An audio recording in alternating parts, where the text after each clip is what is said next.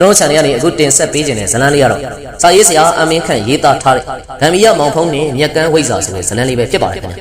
ဒီဇလန်းလေးကိုမတင်ဆက်ပေးခင်မှာကျွန်တော်တို့ရဲ့ channel လေးကို like and subscribe လုပ်ပေးဖို့အတွက်လည်းအားလုံးကိုတောင်းဆိုလိုက်ပါစီခင်ဗျာလူကြီးကောင်းချည7:00နာရီအချိန်မှာတော့မောင်ဖုံးတို့ဆရာတပည့်တွေနဲ့အတူတူခရီးစဉ်မှာပါရမီဖြည့်ပြီးတဲ့နဂါမင်းအပါဝင်တမာတော်ရွာကန်းဆက်ကိုရောက်ရှိလာခဲ့ပါရွာကိုရောက်တော့လေညီတော်ကျွန်တော်အခုနေရာထိပဲပို့ဆောင်ပေးနိုင်တာခွင့်တော့ပေးပါတိုက်ချုပ်အဖိုးနဲ့သာသနာဆောင်နာမည်နေရဲ့အမိန့်အရာပြန်ရပါရပါတယ်နောင်တော်အခုလိုကူညီပေးတာကိုပဲကျေးဇူးတင်တော့နောက်ပြီးတော့နောင်တော်ကဇေဒီအတွက်လဲတာဝန်နေရလဲရှိသေးတယ်ပေါင်းပါပြီညီတော်ဒါဆိုရင်လဲခွင့်ပြုပါဦးနောက်ကဆရာလေးတွေတွားလိုက်ပါလိမ့်မယ်ဖိုးတော်နဲ့မောင်မင်းသူတို့ကလည်းနဂါမင်းကိုနှုတ်ဆက်ခဲ့ကြပြီကံမကုံရင်ပြန်ဆောင်ကျင်ပါသေးတယ်လို့လည်းပြောပြီးတော့ခဏကြတော့မိမိနေထိုင်ရဇေဒီတိုင်နှန်းကိုတော့နဂါမင်းကပြန်လဲထွက်ခွာသွားပါဆရာကျွန်တော်တို့ကအခုဘယ်နေရာကိုသွားကြမှာအေးကွာအထက်ဆရာကြီးတွေရဲ့အမိန့်အရငါတို့ကရွာထဲကဥပချမ်းရဲ့အိမ်ကိုသွားဟုတ်ကဲ့ပါဆရာဒီလိုနဲ့ပဲမောင်ဖုံးတို့ကလည်းရွာထဲကိုဝင်ရောက်လာခဲ့ပါတယ်ရွာထဲရောက်တဲ့ဖိုးထောင်ကလည်းဆရာကျွန်တော်တို့ကဥပချမ်းအိမ်ကိုဘလို့ရှာကြမှာရွာထဲမှာအိမ်ကြီးကအများကြီးပဲမင်းပြောတာလည်းဟုတ်ပါတယ်ဒါပေမဲ့ငါတို့ကအခုအချိန်မှာတရားလုံးထဲကနေမီးလင်းနေတဲ့အိမ်ကိုပဲရှာမှာလွယ်ပါတယ်ကွာဟုတ်လားဆရာပြောလို့ဆိုရင်တော့လေလွယ်ပါတယ်ကဲဒါဆိုရင်အခုပဲရှာလိုက်ကြအောင်မောင်မင်းသူဖိုးထောင်ရဲ့စကားကြောင့်မောင်မင်းသူကလည်းသိရတာပေါ့ဆရာကြီးလို့ပြောပြီးတော့ဆရာတပည့်3ယောက်လိုက်ရှာကြည့်တော့ကိုနေရညက်လောက်ကြတော့လေအိမ်တိမ်ပေါ်မှာကြီးမားလာတဲ့ဖျောင်းတိုင်ကြီးမီးထွန်းထားတဲ့အိမ်ကိုတွေ့လိုက်ဒါနဲ့ပဲခြံဝရောက်တော့အင်ရှင်တို့အဲ့ဒီလိုဖိုးထောင်ကလည်းအတန်ခတ်အုပ်နဲ့လှမ်းပြီးတော့អော်လိုက်တောင်းကြတော့လေဆရာလေးတို့ဝင်ခဲ့ကြပါဆိုတဲ့အတန်ကြောင့်လေဆရာတပည့်တွေအိမ်ပေါ်တက်ပြီးအကဲခတ်လိုက်အနီအောင်စေးမုံနေနဲ့အင်းနှမျိုးကိုရေးဆွဲပြီးတော့ပတ်လေမှာလေချီမန်းကွင်းတွေလှည့်ပတ်ထားတာတွေ့လိုက်နောက်ပြီးတော့ထိုအင်းွက်တရဲ့အလဲမှာတော့တန်တန်မာယောက်ျားကြီး2ယောက်ကလည်းအသားကိုတစ်ဆက်တုံပြီးတော့မျက်ထောင်နီးနဲ့မောင်ဖုံးတို့ဆရာတပည့်ကိုစိုက်ကြည့်နေခဲ့ပါထိုချိန်မှာဥပချမ်းကလည်းလက်ထက်ကရွှေရောင်ကျိန်လုံးလေးနဲ့ကြမ်းပြင်ကိုခတ်ဖောက်ဖောက်ရိုက်လိုက်တော့ယောက်ျားသား2ယောက်ကလည်းခေါင်းကိုအောက်ဆိုင်ပြီးတဟီဟီတဟင်းဟင်းနဲ့ငိန်သွားခဲ့ကြဥပချမ်းဆိုသူကလည်းရွာထဲမှာဘသူ့မှလည်းတော်ရုံစကားမပြောတယောက်ထဲသာနေတတ်တယ်အသက်ကတော့90ကျော်ခန့်သာရှိသေးတယ်ငယ်စဉ်ကလေးကလမ်းမလိုက်ပြီးတော့ပညာနုနယ်သေးတာကိုသတိမထားပဲကျင့်စဉ်တစ်ခုဖြစ်တဲ့နေကတိုင်းရှုမှတ်ရာကနေမျက်စိနှစ်ဖက်အလင်းကွယ်ခဲ့ရတရွာလုံးကလည်းဒီအကြောင်းတွေကိုမသိခဲ့ကြဘူးမောင်ဖုံးတို့ဆရာတပည့်တွေကလည်းဖျားကန်းရဲ့လွတ်တဲ့နေရာမှာဝင်ထိုင်လိုက်ပါတယ်ဥပချမ်းကလည်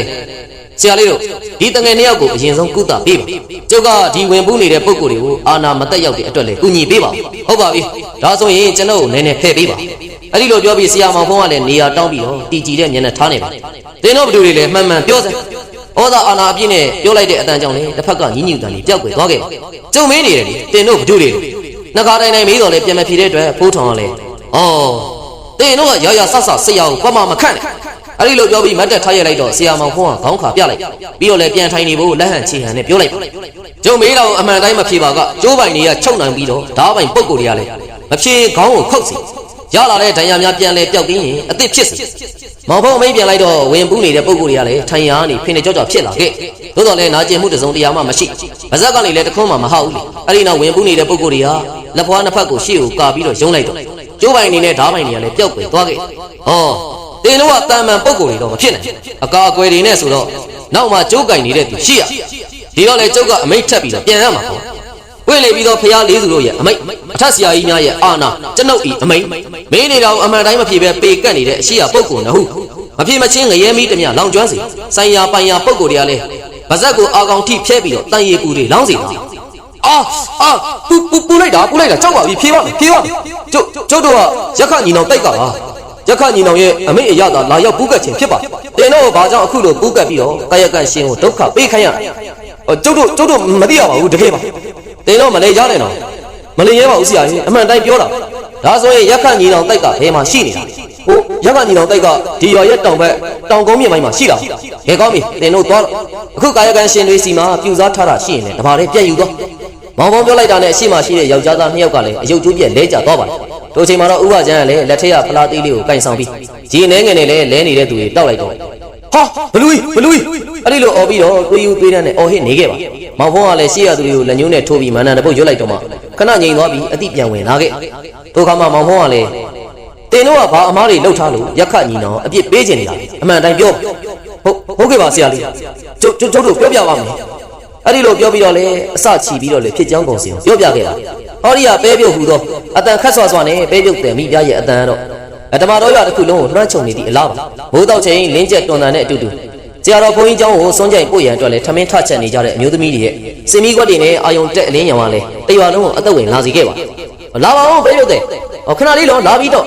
့မတန်းဝင်းရဲ့ကျုပ်ကောင်ညာပဲပြုတ်တယ်ပြီးဘာလေးနာမည်သိနေတော့နာမည်ခေါ်ဖို့တော့ဟိုညီတန်နဲ့တူတူပြောပါ၏ကျုပ်သားလေးနိုးတော်ပါအခုပဲပြုတ်ကလည်းအင်ရဦးစီကိုညိုကြီးတက်ပါတော့သူကမနှက်ခင်းအမဲပြစ်ထွက်ရမယ်ဟုတ်ပါတယ်ညီရမှာအလုပ်ကြိုးစားတဲ့ယောက်ျားရထားလို့ကံကောင်းတယ်မှတ်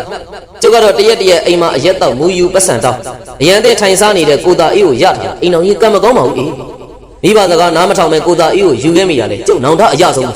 းမိဘအေးငါလည်းစိတ်မကောင်းပါဘူးကဲအခုပဲပြုတ်5ချက်သားယူလိုက်ပတ်စံကတော့အရင်ဈေးတိုင်း9ချက်ပဲမှတ်လားအေးဟုတ်တယ်ဒါဆိုလဲကျုပ်သွားတော့မယ်ဈေးပန်းလေးပင့်ပေးပါပဲပြုတ်တဲ့မိဖုရားကိုလည်းဈေးပန်းပင့်ပေးပြီးတော့နဲ့အိမ်ထဲကိုပြန်ဝင်ပြီးမတန်းဝင်းတယောက်ကတော့ကိုညိုကြီးအတွက်ထမင်းဝိုင်းပြင်ဆင်ပေးခဲ့လိုက်ပါတယ်တောင်းနေတော့လေကိုညိုကြီးကလည်းမိမဖြစ်သူပြင်ဆင်ပေးတာလေထမင်းပူပူလေးနဲ့ပဲပြုတ်လေးကိုနှက်စီလေးစမ်းပြီးတော့စားပြီးတော့တောဘက်ကိုလည်းနှလုံးပြူးတက်နက်ကိုလဲပြီးတော့ထွက်လာခဲ့ပါတယ်လမ်းပေါ်မှာလည်းမနှက်စောစောမူးနေတဲ့ကိုသားအေးကိုထုံးစံအတိုင်းတွေ့လိုက်ရတယ်အပြုတ်ကိုသားခမရလေဗျာမနှက်စောစောမူးနေပြန်ပြီလားအလုပ်လေးပါလေးလုပ်ဖို့လေစိတ်ကူးမရှိတော့အကျုံးနဲ့တူတူမဲပြထွက်ကြအောင်လေဗျာအခုကရာသီဥတုကောင်းတော့မနှက်စောစောဆိုရင်သားကောင်ကြီးတိတ်ရတဲ့အချိန်ဘာနေနေပေါ့ကွာမေးပူပါမေးလို့မင်းသွားစမ်းငါမူးပြောင်လာမလို့စမ်းနဲ့ထက်တော့စရာလည်းပတ်စံမရှိတော့ဘူးကွာဟိုအမျိုးကောင်းသမီးပြန်လာမှပဲတောင်းတော့ငါအချိန်ကြီးနဲ့ငါနေရစီကွာဟုတ်ပါပြီဗျာကဲပြောမရရင်လည်းခမရသဘောပါကျုပ်ကတော့သွားပြီဗျကိုညိုကြီးကလည်းကိုသားအေးကိုနှုတ်ဆက်ပြီးတော့တောရှိရဘက်ကိုရှောက်လာခဲ့ပါတယ်တောဆက်ရောက်တော့လည်းမုတ်ဆိုးကျော်ကိုဖိုးစီတို့အဖွဲဒါကြောင့်တို့ရန်တနက်ကိုစီကိုလွယ်ထားတာတွေ့လိုက်မြင်လိုက်ရတဲ့မြင်ကွင်းကြောင့်လည်းကိုညိုကြီးစိတ်ထဲမှာထောင်းကနေဖြစ်သွားတာဘာကြောင့်လဲဆိုတော့ကို့အပိုင်းနဲ့ကိုခွဲခြားထားပြီးမှလေအခုလိုပိုင်နဲ့ကျူးကျော်လာတဲ့ကြောင့်လေဒေါသတွေထွက်ခဲ့ရတာအမှန်ပဲဒါပေမဲ့လည်းတစ်ဖက်က4-5ယောက်လောက်ဖြစ်နေတဲ့အတွက်အံကိုကြိတ်ပြီးတော့တတွေးမျိုးချလိုက်ပြီအကိုစီခမရဟိုတောဘက်ချမ်းကိုမပြစ်တော့ဘူးအေးဟုတ်တယ်ကွာအခုငါဒီဘက်ချမ်းကိုပြစ်မလို့လာတာမင်းကဘာလဲငါနဲ့နေမြေလူပြစ်ချင်တာပြောစမ်းပါဟောမဟုတ်ပါဘူးဗျာကျုပ်ကကိုဖိုးစီဒီဘက်ချမ်းပြစ်မယ်ဆိုရင်ကိုဖိုးစီပြစ်နေကြအနောက်ဘက်ကိုသွားပြစ်မှာဒီမင်းသွားကျင်သွားလေငါကတော့ဒီနေ့ဒီဘက်ချမ်းကိုပြစ်ချင်ဒါပဲတော့ကတော့ရွာကိုခြုံထားသည်အလားအရှိရပင်လေဘက်ချမ်းလွင်ကြံချမ်းရလေတောကြီးမြင်မဲတော့တော့လေရှိလူကြီးတွေကခနိုင်တော့လို့ခေါ်ကြတာသို့တော်လေရှိဘက်ချမ်းကနေသွားမယ်ဆိုရင်တော့မြို့အထိပါလေလံပေါက်တော့ရဲ့တောင်ဘက်ချမ်းကိုတော့လူမပြောနဲ့တရိတ်ဆန်နေတောင်မှခြေဦးမလဲဘူးလေတော့ရဲ့တောင်ဘက်ချမ်းကလည်းတောင်ကုန်းပုံစံဖြစ်နေပြီတောကောင်ကြီးတွေပေါ်များလာတဲ့အတွက်လေတန်မန်မုတ်ဆိုးတွေဆိုရင်တော့တက်လည်းမတက်နိုင်တယ်လို့တောကောင်ကြီးအန်ဒီရလေကောက်ွယ်ဝေးရမဖြစ်နဲ့တောထူကောင်ကလည်းခြေတလန်းတိုးလိုက်ရင်လည်းနောက်လက်ကြည့်ရင်လည်းလမ်းမရှိနောက်ပြီးတော့လည်းညအချိန်ဆိုရင်တော့တရိတ်ဆန်တွေကိုသားသက်သမားတက်ဖြတ်တယ်လားကျေလောင်လာတဲ့ကြားဟင်းတွေကြီးတွေစက်တွေရဲ့အော်တန်တွေကိုလည်းကြားရတယ်အဲ့ဒါကြောင့်လည်းတချို့မုတ်ဆိုးတွေကတော့တောကျန်းနဲ့တောချောက်တယ်ဆိုပြီးဘယ်သူမှလည်းမတော်ရဘူးကိုညိုကြီးကလည်းဖိုးစီတို့အမဲပြစ်နေကြတောနောက်ဖက်ချမ်းကိုဝင်ရောက်ပြီးတောကောင်ရှာဖွေနေခဲ့ပါတဖြည်းဖြည်းနဲ့တောနံပိုင်းကိုရောက်လာပြီးတားကောင်ဆိုရင်လည်းမတွေ့ပြေးလွှမ်းနေတဲ့ရုံတငယ်တကောင်သာတွေ့ပါတယ်ဟာဘေးပတ်ချလေကတောထူနေပြီမယ်တားကောင်နဲ့တူတာလည်းမတွေ့ရပါဘူးအမဲမပါပဲရွာပြန်ရင်တော့ငါရာဆိုရင်ရိုင်းသွားလိမ့်မယ်ကိုညိုကြီးကလည်းပြောဆိုနဲ့ရုံတကောင်ကိုမိအောင်ထောင်ဖမ်းခဲ့ပါရုံကိုမိတော့ညနေ4ချက်တီးနေဒါနဲ့ပဲရွာဘက်ကိုပြန်လဲထွက်ခွာလာစီမှာတော့လမ်းမှာစင်သစ်ဆောင်နေတဲ့ကိုဖိုးစီတို့အဖွဲ့ကိုလည်းတွေ့လိုက်ကြည့်လိုက်တော့တယောက်ချင်းစီမှာလည်းတမင်တောဝက်ဆက်သားကောင်တွေကိုလည်းကိုစီထမ်းထားကြတာတွေ့လိုက်ပါဘယ်လိုလဲကွာရွာထဲမှာမင်းတယောက်တည်းစီးပွားရေးလုပ်နေပြီးတော့မုတ်ဆိုးကြော်ဖွဲ့ခံယူကျင်တာလားကွာဟမ်ဟေ့အခုမင်းပြလာတဲ့သားကောင်ကိုလည်းကြည်စမ်းမအောင်ကွာလေတွေကစားကြွက်ကမှမင်းအိုက်ထက်ပိုကြီးနေဦးမယ်ကွာ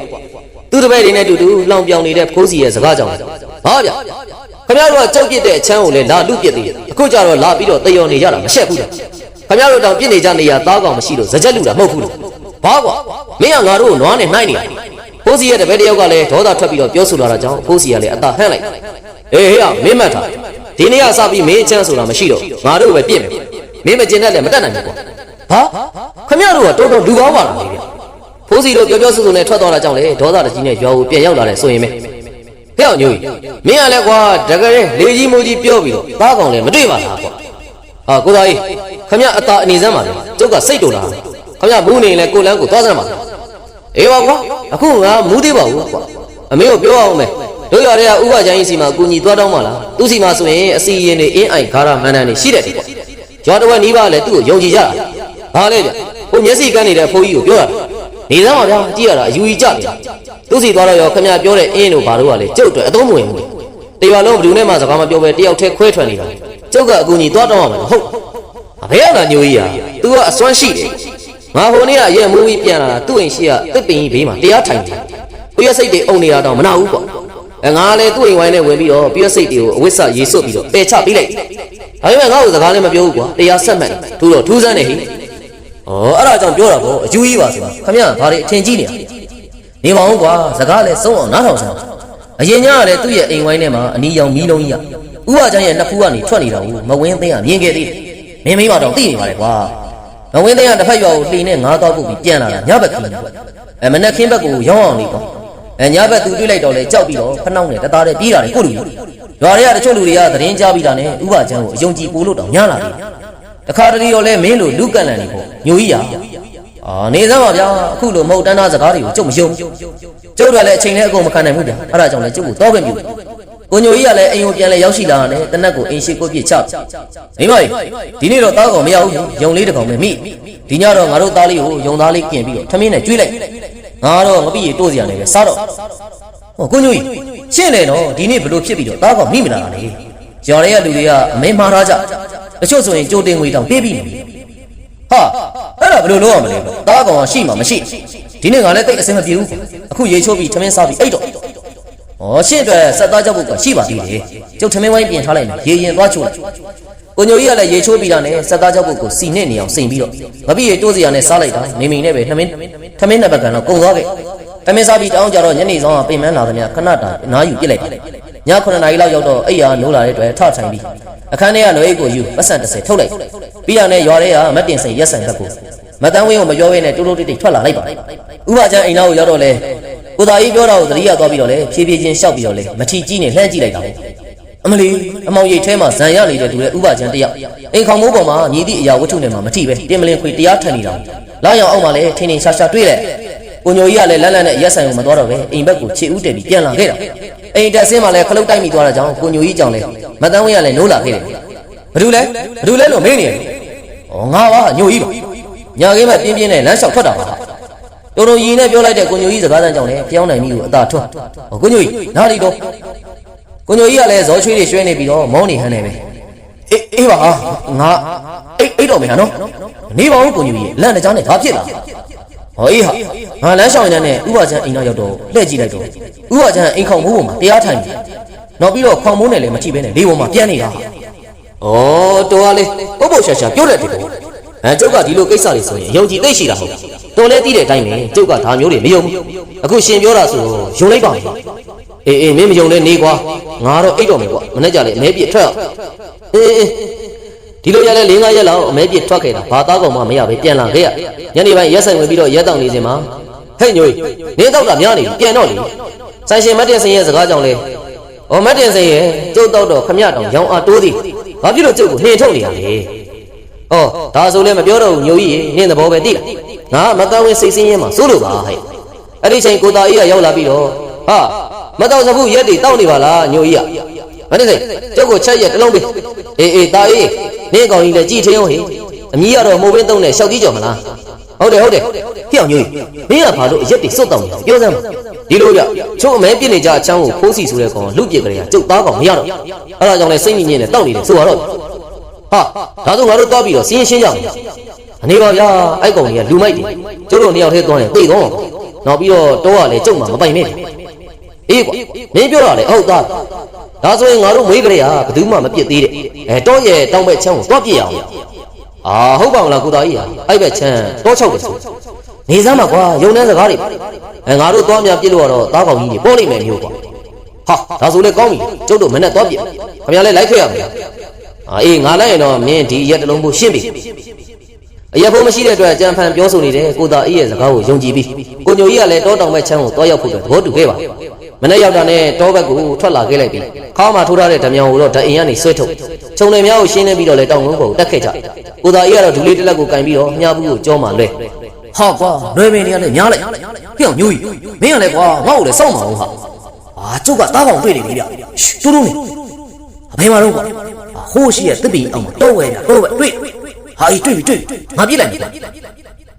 နေပါဦးခင်ဗျာလက်ကဖြောင်းလို့ပြစ်ချင်တယ်တော့ဝဲဆိုတဲ့အမျိုးကတေအောင်ပြစ်ရင်ပြစ်မဟုတ်လို့ကတော့ပြစ်တဲ့လူကိုအသေးတက်လာကျုပ်ပဲပြစ်လိုက်ပါလေဗျာနောက်မှပဲအငိမ့်နေဟုတ်ပြီဒီတခါတော့တော့တော်တော်လေးကြီးတယ်ဘာတွေစားလို့များဒါတော့ဝနေတယ်မသိပါဘူးဗျာထိုခါမှပြစ်လိုက်တဲ့တနက်တန်ကြောင့်လေတောတစ်ခုလုံးကတော့နားခုန်နေကြတဲ့ငှက်တွေကလန့်ဖြတ်ပြီးပြန်ထွက်သွားကြထိုနေရာမှာတော့အစင်ငုံငုံထွက်နေတဲ့တောဝက်ကြီးတကောင်နှစ်ဖူးကိုထိမှန်ပြီးအသက်ထွက်သွားခဲ့ပါဟာဟုတ်ပြီကွာညိုကြီးရဲ့လက်ချက်ကတေးဆွာတာကို ကိုသားရေးစကားကြောင့်လည်းညိုကြီးကလည်းအာရဝမ်းသာဖြစ်သွားပြီးတောဝက်နာကိုပြေးသွားခဲ့တောဝက်ကြီးကလည်းကြီးလုံးနေတဲ့အတွက်ဘေးနာဖြောင်းဖြောင်းတန်တန်ဝါတလုံးကိုခုတ်ပြီးပါလာတဲ့ကျိုးနဲ့တိုင်းပြီးတော့လေနှစ်ယောက်သားရှင်းအောင်ထန်ရွာကိုပြန်ခဲ့ပါရွာရောက်တာနဲ့မဲဖြတ်ပြီးတော့လိုက်ရောင်းကြတော့လေတရွာလုံးနီးပါလောက်မှသွားခဲ့ရရှိလာတဲ့ငွေကိုလည်းကိုညိုကြီးနဲ့ကိုသားကြီးကတော့နှစ်ယောက်ပဲဝေယူခဲ့ကြတာဒီလိုနဲ့တပတ်လောက်ထိလဲသားကောင်ရနေပြီးမိသားစုတွေလည်းဝင်ငွေတောင်းလာစေခဲ့နောက်ရက်ကျတော့နှစ်ယောက်သားအမြင့်ပိုင်းကိုတွားရောက်ခဲ့တယ်ဘာကြောင့်လဲဆိုတော့သူတို့နှစ်ယောက်ကပြစ်နေကြနေရရိုးသွားတဲ့အတွက်နေရာပြောင်းပြီးတော့ပြစ်ဖို့လဲစိတ်ကူးပေါက်လာဒီလိုနဲ့အမြင့်ပိုင်းရောက်တော့သူတို့နှစ်ယောက်စလုံးထူးဆန်းစွာနဲ့ဘလူးယုံနှစ်ယောက်ကိုတွေ့မြင်ခဲ့ကြဘလူးယုံနှစ်ယောက်ရဲ့လက်ထဲမှာလဲတန်လေးရဲ့ကိုစီနဲ့ဘလူးယုံဆိုတာလဲလူတရက်လောက်အမြင့်ရှိပြီးတော့ရှေးခေတ်ကြောက်ပုတ်လက်ရနဲ့စင်တူပဲသူတို့ကလည်းအယုတ်တွေကိုတေချာပက်လက်ကြည့်ပြီးတော့လေတန်လေးရဲ့မှာအစိမ်းရောင်ဗရံများတစ်လုံးစီကတ်တွယ်နေတာတွေ့လိုက်ဟာညိုကြီးဒါပေါ့ပေါ့ပဲငါတို့ဒီဗရံများတွေကိုယူပြီးတော့ရောင်းလိုက်မယ်ဆိုရင်ငါတို့တစ်သက်စားမကုန်တော့ငါကုန်နောက်ပြီးတော့အခုလိုအကုတို့အလုပ်တွေလည်းလုပ်เสียမလို့တော့ဗျာလုပ်ကောင်းပါမလားဗျာသူ့စည်းကိုစည်းဆိုတာရှိသေးတယ်ဟေ့ဒီလိုနေရာနှစ်ခါပြန်ပြီးတော့စဉ်းစားမနေရဘူးကွာကိုသားကြီးကပြောလိုက်ပြီးတော့ခါမှထိုးထားတဲ့ဓမြောင်နဲ့တန်လျက်ကဗရံများကိုမရမကခွာလိုက်ပါရော့ကွာမင်းတစ်လုံးငါတစ်လုံးဘသူ့မှမပြောနဲ့ညိုကြီးကလည်းခဏမြကြောင်သွားပြီးတော့လေကောင်းပြီဗျာဒီလိုပဲလုပ်ကြတယ်ဗရံများတွေကိုတော့တစ်ခေါင်းပေါက်နေရတစ်ခုစီမှာအတူတူဖွက်ထားခဲ့ကြသူတို့နှစ်ယောက်ကလည်းရွာသားတွေတန်တရားမဖြစ်စေဘူးတရေတကောင်ပြစ်ပြီးတော့လေရွာကိုပြန်လာခဲ့ပါရွာကိုရောက်တော့လည်းအမဲဖြတ်ရောင်းချပြီးညရောက်တာနဲ့ကိုညိုကြီးကတော့အိယာဆော့ဆော့ဝင်ခဲ့အဲ့ဒီအချိန်အိတ်နေစင်မှာပဲအိမ်မက်တွင်းထဲမှာအစိမ်းရောင်ဘလူးကြီးတကောင်ကလေဟဲ့ကောင်ညိုကြီးမင်းငါတို့အတိုက်ပစ္စည်းကိုမိုးလင်းတာနဲ့လာမပြီးမင်းသားအသက်သေးပြီးသားမှတ်လိုက်အဲ့ဒီလိုပြောပြီးတော့အမောင်လူတွေဝင်ရောက်ပြောက်ွယ်သွားပါဒါပေမဲ့လည်းမနဲ့ရောက်တော့အိမ်မက်ကိုသတိမရခဲ့ဒီလိုနဲ့ပဲနေ့စဉ်လုံးနေကြတိုင်းကိုသားအိမ်နဲ့တူတူအမဲပြစ်ထွက်ပြီးညနေကျတော့အိမ်ကိုပြန်လာခဲ့တာညနေရောက်တော့လေကိုညိုကြီးရဲ့သားလေးကအပမိပါလေခေါင်းနဲ့အိမ်လေတန်ကိုစောင့်ပြီးတော့လေငါပစ္စည်းပြန်လာပေးလို့ပဲအော်နေကိုညိုကြီးကလည်းဘာလို့မှမသိပေမဲ့မတန်ဝင်းရတော့အိမ်ဘေးကဝင်းမောင်ကိုအကူကြီးတောင်းပြီးဥပချံကိုသွားပြင်ခိုင်းလိုက်ဒီလိုနဲ့အိမ်ပေါ်မှာတောင်းညံ့နေတဲ့ကိုညိုကြီးရဲ့သားမင်းလွင်လေးကတော့ဟဲ့အောင်ညိုကြီးမင်းငါ့ကိုမထီလေးစားပြုတ်လာလားဟာမဟုတ်ပါဘူးဗျာကျုပ်ကသတိမေ့သွားလို့ပစ္စည်းလာပြန်အပ်ပါကိုညိုကြီးရဲ့စကားကြောင့်လေအိမ်နာချင်းနေနဲ့မတန်ဝင်းရတယ်ကိုညိုကြီးဘာပစ္စည်းလဲပြောပါဦးကိုညိုဘာပစ္စည်းလဲလို့ပြန်ပေးလိုက်အဲ့ဒီလိုပြောပြီးတော့လေပစ္စည်းအကြောင်းသိကျင်တာပေါ့ကိုညိုကြီးကလည်းဘယ်သူမှစကားမပြောပဲရွာတွေကကိုသားကြီးကိုခေါ်ပြီးတော့တောဘက်ကိုထွက်သွားခဲ့ခဏကြာတော့ဥပချံရောက်လာပြီးတော့ဖျားဝစ်ပြုတ်လက်သီးကိုတင်းနေအောင်ဆုပ်ပြီးတော့အာယုံပြုတ်ပြီးတော့လေလက်ပြန်ဖြီလိုက်တဲ့အခါမှာလေးခွက်အင်းကြီးပေါ်လာခဲ့ပါဥပချံလည်းဖျားเจ้าဆောင်ဘောကတောက်တော်ကြီးခွက်ကိုစွန့်လိုက်ပြီးအင်းဘော်တော့ရေစက်ချပြီးရင်လည်းဂုံတော်ကိုပါရွတ်လိုက်ပြီးမောင်မင်းလေးကိုဖျက်လိုက်တဲ့အခါမှာတော့နောက်ကိုလန်ကျသွားခဲ့ဥပချံကလည်းလေပင်မှာဝစ်ထားတဲ့အနီရောင်ချီမန်းကျိုးကိုချွတ်ပြီးတော့မောင်မင်းလေးရဲ့လက်မောင်းကိုတင်းကျပ်စွာစီးပေးလိုက်ပါပြီးတော့လည်းဥပချံကလည်းနေတို့တွေတိတ်မားသွားကြပြီကြွားတဲ့ကိုမယူသေးတဲ့ပစ္စည်းကိုလောဘစိတ်နဲ့ယူခဲ့မိတယ်အခုဆိုင်ရာပုံကိုယ်တွေကစိတ်ဆိုးနေကြနေယောက်ျားညိုကြီးပြန်လာရင်အကျိုးတင်အကြောင်းတင်သိရတယ်ကဲအခုတော့ငါ့ကိုခွင့်ပြုပါဦးအဲ့ဒီလိုပြောပြီးအိမ်မောကအစင်ကိုဝင်းမောင်ကလည်းအဖနေပါဦးအဲ့ဒီလိုပြောပြီးတော့တွဲခေါ်ပြီးလိုက်တံပို့ဆောင်သေးခဲ့ပါည10 နာရီလောက်ရောက်တော့ကိုညိုကြီးနဲ့ကိုသားကြီးတို့ဟာရွာကိုပြန်လေရောက်ရှိလာကြပြီမူမှန်တဲ့ပုံစံနဲ့အပမီတဲ့ပုံစံဖြစ်နေတဲ့အတွက်လေရွာသားတွေဝိုင်းချုပ်ပြီးတော့လေကိုပါချမ်းအနေအိမ်ကိုပို့ဆောင်ပေးခဲ့ပါအိမ်မောရောက်တာနဲ့တရွာလုံးကိုတက်ပြစ်မယ်ကြီးပြောနေပြီးခုံပေါက်နေခဲ့ရွာသူရွာသားတွေကလည်းအိမ်ထဲမဝင်ရဲကြဘူးဥပချမ်းကလည်းဟဲ့ဆိုင်ရာပိုင်ရာပုတ်ကုန်နဲ့တကွအင်းဆောင်ပုတ်ကုန်များဒီရှိရရိုင်းပြနေတဲ့ဝင်ပူးနေတဲ့ပုတ်ကုန်များကိုလှုပ်မရအောင်ထိန်းချုပ်ပေးမဆိုင်သူဝင်ရောက်လာပါကမီးလောင်အတိကျစီနာမည်ကြီးလေးပါးကြီးအမိတ်စကားတန်ဆုံးတာနဲ့ခုံပေါက်နေတဲ့ကိုညိုကြီးနဲ့ကိုသားကြီးနှစ်ယောက်ကလည်းပစစ်တုတ်ထိုင်ချပြီးတော့လေလက်နှစ်ဖက်ကိုဥကောင်းပေါ်မှာတင်လျက်သားဖြစ်သွားပါတယ်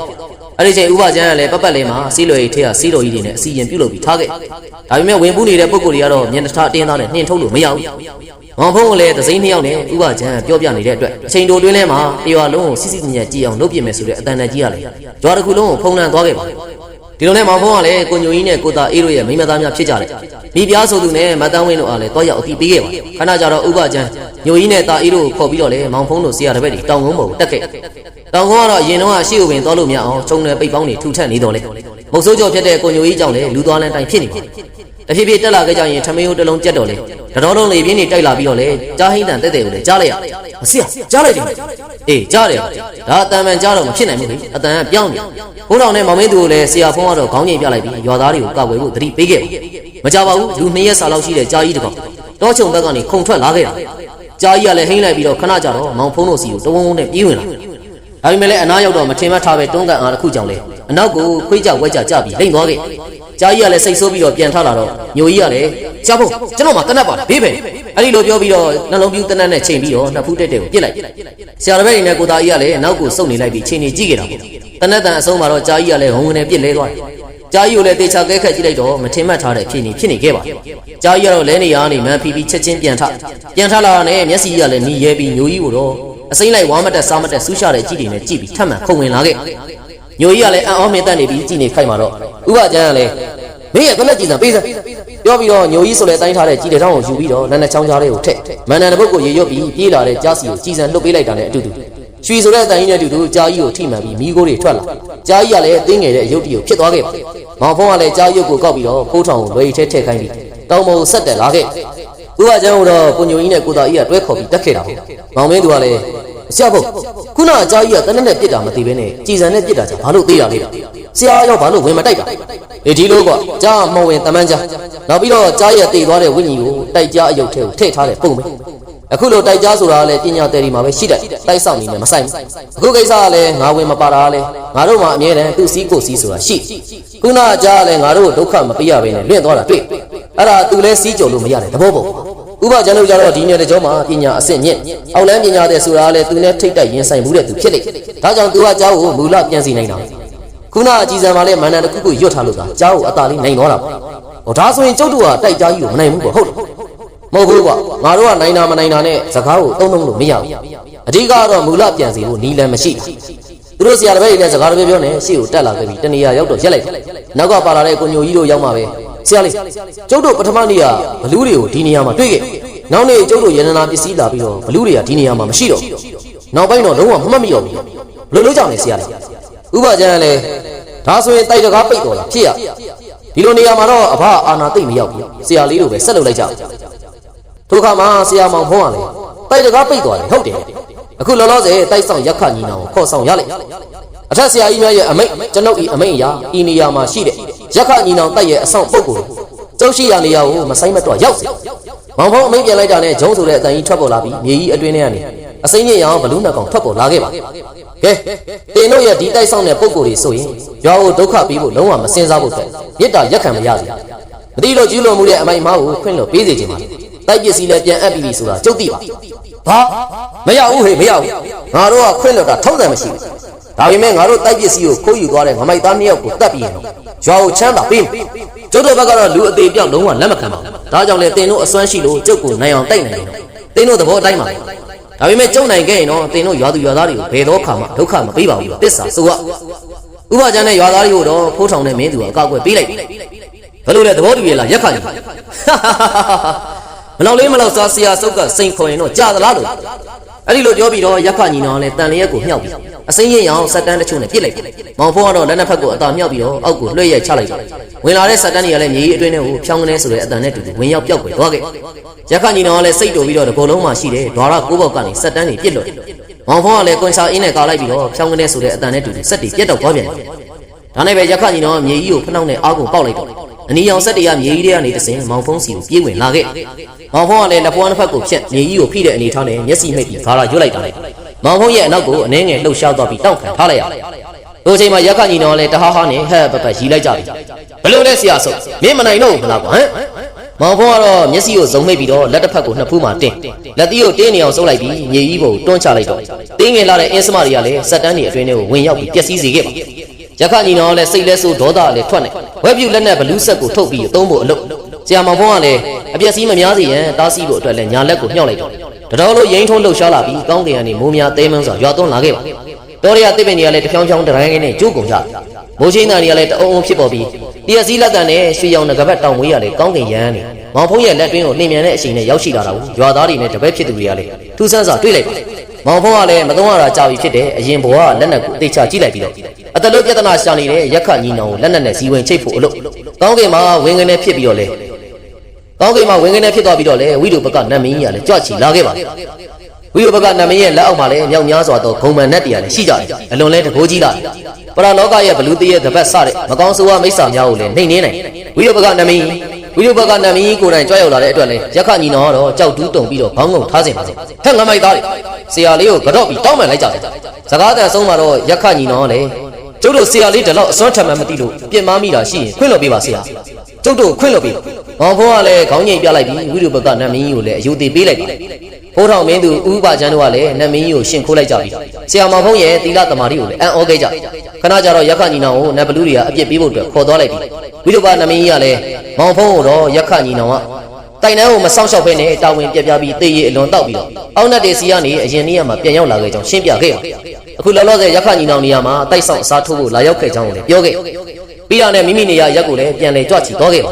မောင်ဖုံးတို့ဆရာတပည့်တွေကလည်းရွာတွေကိုပြန်မလိုက်တော့ပဲဥပကျန်းတို့ကိုနှုတ်ဆက်ပြီးတောထဲမှာသာနေခဲ့ကြတယ်ဥပကျန်းနဲ့ရွာသားနှစ်ယောက်ကလည်းကျေးဇူးတင်ကြောင်းတွေပြောကြပြီးတော့လည်းရွာကိုပြန်သွားခဲ့ဆရာကျုပ်တို့ကတောထဲမှာဘာလို့နေခဲ့ရမှာလဲခုနဆရာလက်ထက်ကရတနာပစ္စည်းအောင်ဘယ်ကဒီတော့ကွာမင်းတို့ငါပြောစရာတခုရှိခုနရတနာပစ္စည်းကငါရဲ့အရင်ဘဝလက်နဲ့ဖြစ်ခဲ့ဘူးအခုရေးကိစ္စရှိတဲ့အတွက်လည်းပြန်လဲကင်ဆောင်ရတော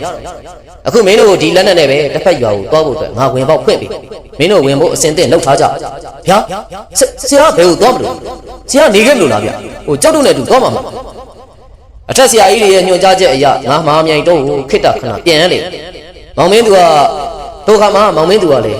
ဟိုဆရာမပိုင်ရင်ကျုပ်တို့ကဘယ်ကိုသွားပြီးဘယ်မှာနေရမှာလဲမင်းတို့နှစ်ယောက်သားအရင်အတိုင်းရှေ့ခီးကိုဆက်ကြအချိန်တိုင်းငါပြန်လာခဲ့မောင်ဖုံးစကားကြောင့်လည်းဖိုးထောင်ကတော့မျက်ရည်တွေဝဲလာပြီးတော့ဒါဆိုရင်ဆရာနဲ့ခွဲရတော့မှာပေါ့ဟုတ်လားဆရာအေးဟုတ်တယ်ဖိုးထောင်ငါတို့ကအမြဲတမ်းအတူနေလို့မဖြစ်နိုင်ဘူးကံမကုန်ရင်ပြန်ဆောင်ကြမှာဒီတစ်ခေါက်သွားတဲ့ကိစ္စကလည်းပြန်လာခြင်းမှလည်းပြန်လာဖြစ်လိမ့်မောင်မင်းသူရဆရာမင်းကတော့ဖိုးထောင်တင်ပေးမယ်အင်းတွေကိုတေချာရေးဆွဲထားတမထောက်ကိုလည်းအားကောင်းအောင်ကြင့်ကြံအားထုတ်ဟုတ်ကဲ့ပါဆရာကျုံမထားပါဒီဖိုးထောင်ကလည်းဂိုင်းတော်လမ်းစဉ်တွေကိုတသိမသိစောင့်ထိန်ပါမင်းတို့ကြောင့်ဂိုင်းတော်နာမည်မပြတ်ပါဘူးဟုတ်ကဲ့ပါဆရာကျုပ်ကတိပေးပါကျုပ်တို့လည်းတနေ့ဆရာလိုဖြစ်လာအောင်စူးစမ်းအားထုတ်ပါမယ်မောင်ဖုံးကလည်းမှာကြားစရာရှိရမှာကြားပြီးတော့လက်ထဲကငကဘက်တောင်မွေးကိုဝှေ့ရမ်းလိုက်ပြီးဝင်မောက်တစ်ခုပေါ်လာခဲ့ပါဖိုးထောင်နဲ့မောင်မင်းသူကတော့ဆရာဖြစ်သူကိုဝမ်းနေစွာနှုတ်ဆက်ပြီးဝင်မောက်ထဲကိုဝင်လိုက်ခန္ဓာကိုယ်တော့လေးပေါ်မှာခဏတာလွင့်နေခဲ့ကြပြီမျက်စိဖွင့်ကြည့်လိုက်တော့တာယာကုန်းဆူတဲ့ရဲရွာလေးတစ်ခုရဲ့ဆိုင်းဘုတ်ကိုလည်းတွေ့ရဒါကြောင့်လည်းစိတ်မကောင်းစွာနဲ့ပဲရက်ွက်ထဲမှာရှိတဲ့ဇေဒီကိုတွားရောက်ပြီးဆရာတပည့်နှစ်ယောက်နေလာခဲ့ကြဆရာမောင်ဖုံးကတော့ပြန်လာမလားဆိုတာလည်းမသိခဲ့ရဘူးတာယာကုန်းရက်ွက်ထဲကကိုနေဝင်းဇေဒီတော်ရဲ့ရင်းမြင်တော်ပေါ်မှာတော့ဖိုးထောင်နဲ့မင်းသူဆရာတပည့်နှစ်ယောက်ကတော့တတိကိုတလုံးချင်းညှင်းသားစွာစိတ်နေကြပြီးဗဇက်ကနေဖျားကုံတော်တွေကိုမနာတမ်းပွားများနေခဲ့ပါဇီဒီတော်ကဂျိုးတိုင်းမရှိတဲ့အတွက်လည်းဇီဒီရဲ့ဘေးပတ်ပတ်လည်းတစ်ချက်စီမှာဆရာတပည့်တွေနေရာယူလျက်ဇီဒီရဲ့ပြည်ဝင်ရလည်းအတော်တန်ကျယ်ဝန်းပြီးတော့လည်းမြင်တွေ့ရသမျှအရာအားလုံးကလည်းရှုမြင်ပွဲအတီးရှိနေပါတယ်အေဂျင့်မှုရဲ့ရဲရောင်နဲ့တူတူတိုက်ခတ်လာတဲ့လေပြေးအေးရလေစိတ်နှလုံးကိုတာယာပွဲဖြစ်ပေါ်စေခဲ့ဇီဒီမှာတော့နေတိုင်းလို့တန်ချင်းကြီးပုံမှန်လုပ်ပြီးတော့ကုသိုလ်ယူနေတဲ့သူတယောက်လည်းရှိခဲ့ပါတယ်သူ့နာမည်ကတော့ဦးတန်ခဲအသက်ကတော့40ကျော်လောက်ရှိနေပြီဆရာတပည့်နှစ်ယောက်ရောက်လာပြီးကလေးကတိနေကြတာတဖြည်းဖြည်းကြာလာတော့လဲစကားပြောဖို့ပြောပဲတောင်ဖြစ်နေခဲ့ကြဖိုးထောင်တို့ဆရာတပည့်ကလည်းဇေဒီမှာနေပြီးတော့ဒလာတိတိဒိဋ္ဌံဝင်နေကြရမှာအခုဆိုရင်ရက်20တောင်ကြော်ခဲ့ပြီသူတို့ဆရာတပည့်တွေနေဖို့အတွက်လဲဇေဒီကလည်းအတန်အသင့်ကျေဝန်းနေတဲ့အတွက်လဲအဆင်ပြေကြပါနောက်ပြီးတော့ဇေဒီဘေးမှာလည်းတိတ်မကြီးလာပြီနဲ့ကြောချစရာလောက်တဲ့ဓမ္မယုံလေးကလည်းရှိသေးတယ်ဆရာဖိုးတော်ကျုပ်တို့ရောက်နေတာရက်တော့ကြားနေအဋ္ဌံရက်ကလည်းပြည့်ကန်နေပြီမဟုတ်လားဒီကိစ္စပြီးရင်ကျုပ်တို့ဘယ်ကိုခီးဆက်ကြဆရာမဖုံးမရှိတော့လေစိတ်ထဲမှာတမျိုးကြီးဖြစ်နေတယ်ဗျာဟာတာတာကြီးအေးကွာငါတို့ဒိဋ္ဌံရက်ကလည်းတိတ်မကြခင်ပြည့်တော့ဆရာမရှိတော့လေဘယ်ကိုသွားမှန်းလည်းမသိသေးပါဘူးဒိဋ္ဌံပြည့်တဲ့နေ့ကျရင်တော့ကြည့်ပြီးတော့စီစဉ်ကြတာအခုတော့လေဘိုက်ကလည်းစာလာပြီဥမာတောက်မှာတီလာစောင့်နေမှာဒါလည်းဟုတ်ပါလေဒါနဲ့စားစရာဝယ်ဖို့ပတ်စံရှိသေးရဲ့ဖိုးထောင်ရဲ့မေးလိုက်တဲ့စကားကြောင့်လေစားဖို့အတွက်တော့ပူစရာမလိုပါဘူးနဲ့ဆရာကြီးကျုံမှာပါတယ်မော်ဝင်အင်းလွယ်ထိရနေဝေကြိုက်တဲ့လောက်နှုတ်ယူပြီးစားလို့ရအရင်ရက်ကလည်းဒီတိုင်းပဲစားလာကြတာအခုလည်းဒီတိုင်းပဲပေါ့အေးလောလောဆယ်တော့မင်းပြောတဲ့အတိုင်းပဲလုပ်ရပါအမင်းကအခုချိန်ထိလည်းအရင်အစွမ်းတက်တီတွေမပြောက်သေးတော့ငါတော်တော်အံ့ဩမိတယ်ဆရာမောင်ဖုံးကဂိုင်းဆောက်ပုတ်ကိုတွတ်သွင်းပြီးတော့ပညာအင်းထိုးပေးထားတာတော့မှကိုပြောက်လို့ရသေးတယ်ဆိုတော့စဉ်းစားစရာမင်းရဲ့ခန္ဓာကိုယ်ပေါ်မှာရှိတဲ့အင်တာဗျူးကလည်းငါတို့လမ်းစဉ်မဟုတ်တဲ့ရောပညာရက်ပဲတိတ်ကိုအစွမ်းထက်ဟုတ်တယ်နော်ဆရာကျုပ်ကိုဆရာဖုံးကပညာတွေပယ်ပြီးတော့ဂိုင်းဝင်ခိုင်းတော့အစီရင်တွေဖြတ်ပြီးပြီလို့ပြောတာပဲကျုပ်ကအစွမ်းနေမရှိတော့ဘူးမှတ်အေးကွာဒါနဲ့အခုမင်းရင်လေးကသွားဝင်နေကြရက်ွက်ထိတ်ကအကျော်ဆန်းဘူးသီးကြောင့်လည်းပြောင်းမှုကြောင့်သွားဝင်ပြီးတော့ထမင်းတုပ်လည်းတခါတည်းဝယ်ခဲ့ငါကတော့ကိုလက်တန့်စင်ပြီးတော့ဆရာမောင်ဖုံးကိုမနှောစိတ်နဲ့ဆက်သွယ်ကြည့်လိုက်ဟုတ်ကဲ့ပါဆရာကျွန်တော်ခုပဲသွားလိုက်မင်းသူကလည်းငွေတချို့ကိုလွယ်ရထဲကနှိုက်လိုက်ပြီးဇေဒီရဲ့အပြင်လှေကားကနေလက်နှစ်ဖက်ကိုနောက်ပြလို့တင်းငိန်နဲ့ခြေလမ်းနေနဲ့တူတူရက်ွက်ထိတ်ကိုထွက်ခွာသွားခဲ့ပါမင်းသူထွက်သွားတော့မှဖိုးထောင်ကလည်းဇေဒီတောင်းတနေရာမှာတင်မလင်းခွေထိုင်ပြီးတော့ဆရာမောင်ဖုံးကိုအာယုံပြုတ်နေခဲ့လိုက်အချိန်တော်ကြာအာယုံပြုနေတော့လေထူးခြားမှုတစ်စုံတရာမရှိတဲ့အတွက်ထိုင်ရားနေထားလိုက်ပြီးဇေဒီအဝကနေမင်းသူကိုရက်ဆောင်နေခဲ့ပါ